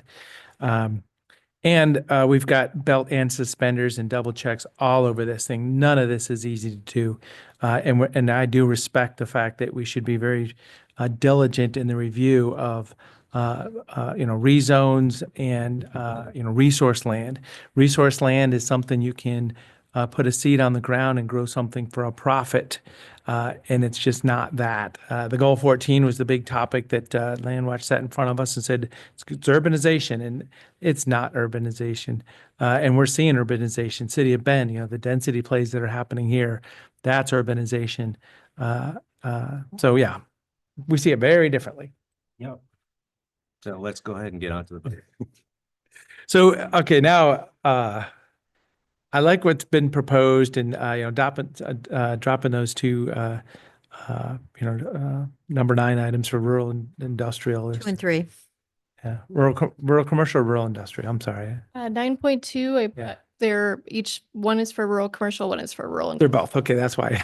And I did also want to note, just for the record, that as we were going through the red line version of the document, we did correct things like Scrivener's errors. So there were a couple policies that were misnumbered. So I wanted to note that there are some Scrivener error changes in this updated draft as well. Okay, so as I say, I guess for clarity on my part, with this today's deliberation, so then following today, if we proceed, we may get to a vote. But yeah, do we have a clean version that's publishable today? I guess, as I say, I've going through the whole agenda today. I haven't thought about this one. Is the conclusion of this one, I guess. Yes, this is a very large packet Yeah. today, and part of why it's so large is because there's both a red line version of the comprehensive plan and also the clean version of the comprehensive plan. So we did include that draft ordinance 2025-007. Again, to aid in deliberations, since it is available, Yeah. you could potentially also conduct first reading today.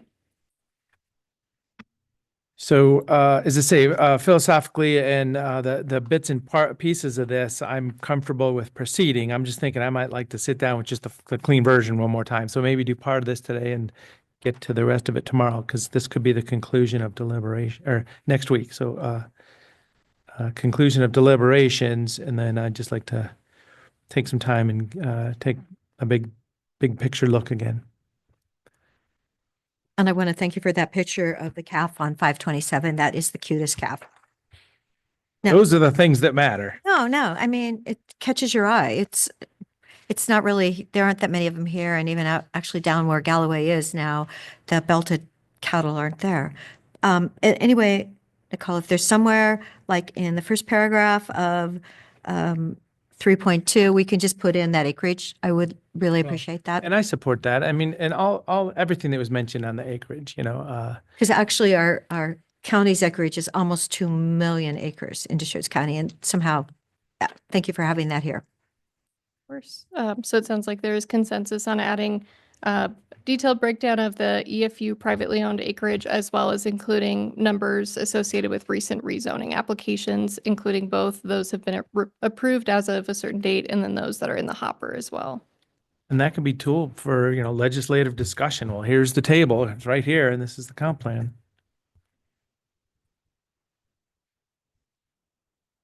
So that'll get us to a slight edit for a version of this, and I'll support it in that version. As I say, I'm hesitant to.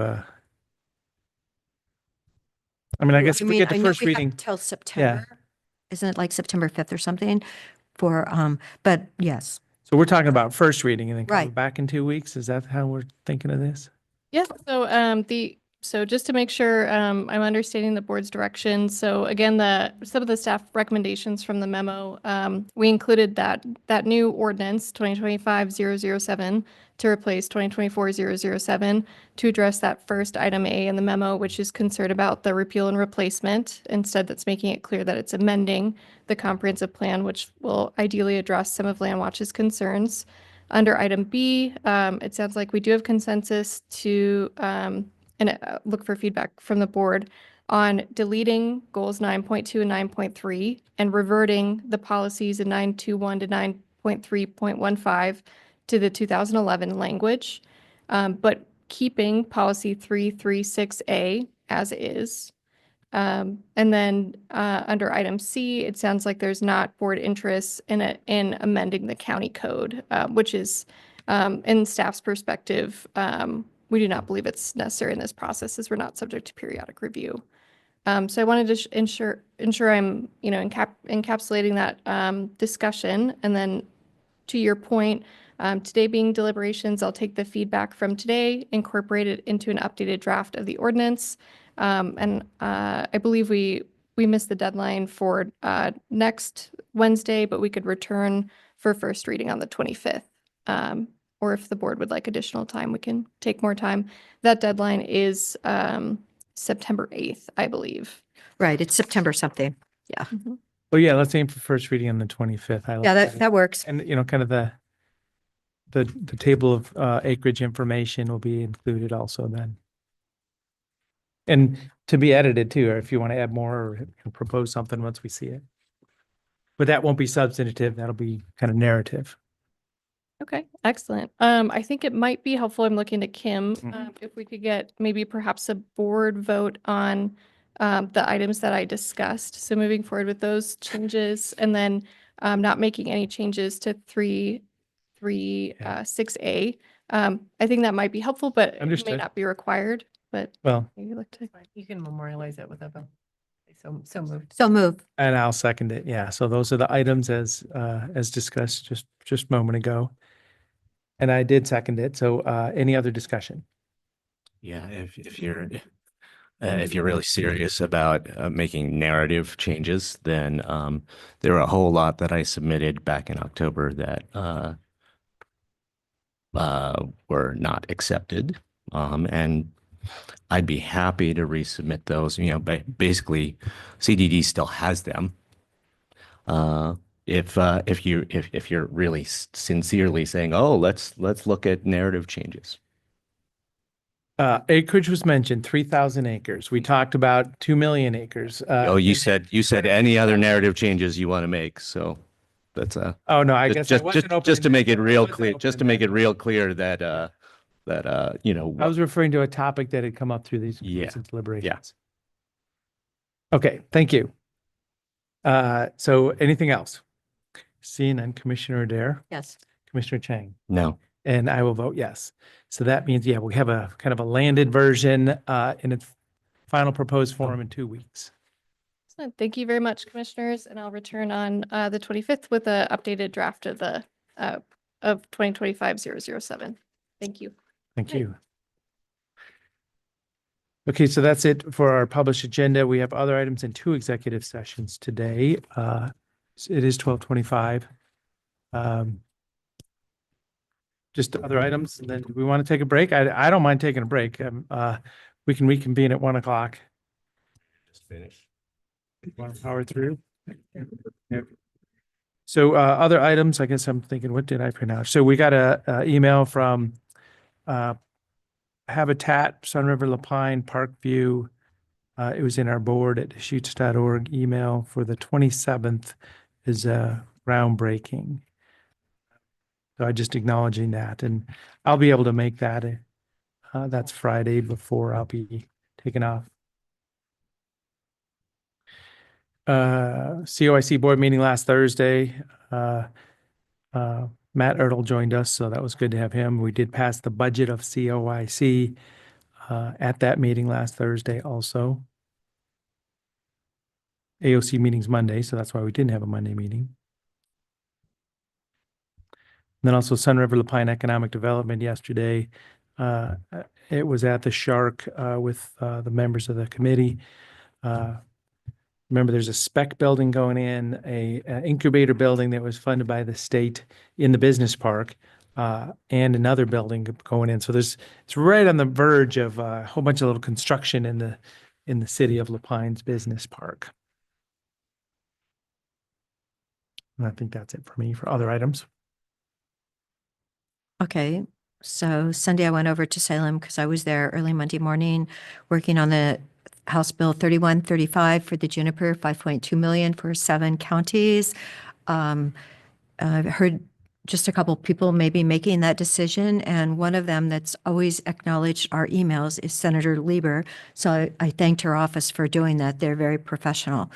And there's now a serious problem with the state and the health authorities. The governor's been called into a meeting.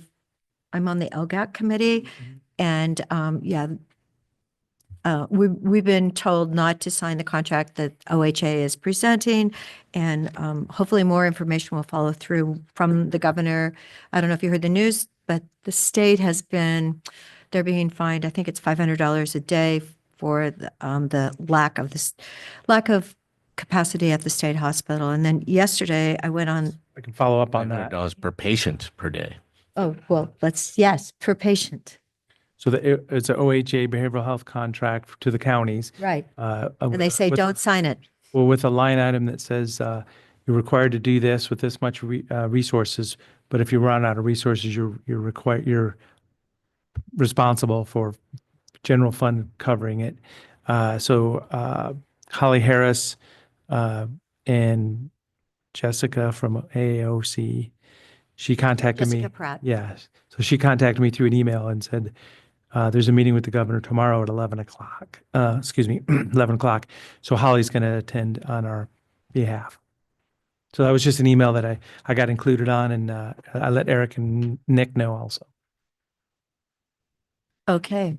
Well, I've texted the governor several times about Deer Ridge, that it's sitting empty. And on the news today, they had her talking about communities. Well, when they shut down the capacity at the state, they talked about building community help for people. As you know, we're now up to, I think, our 20th murder.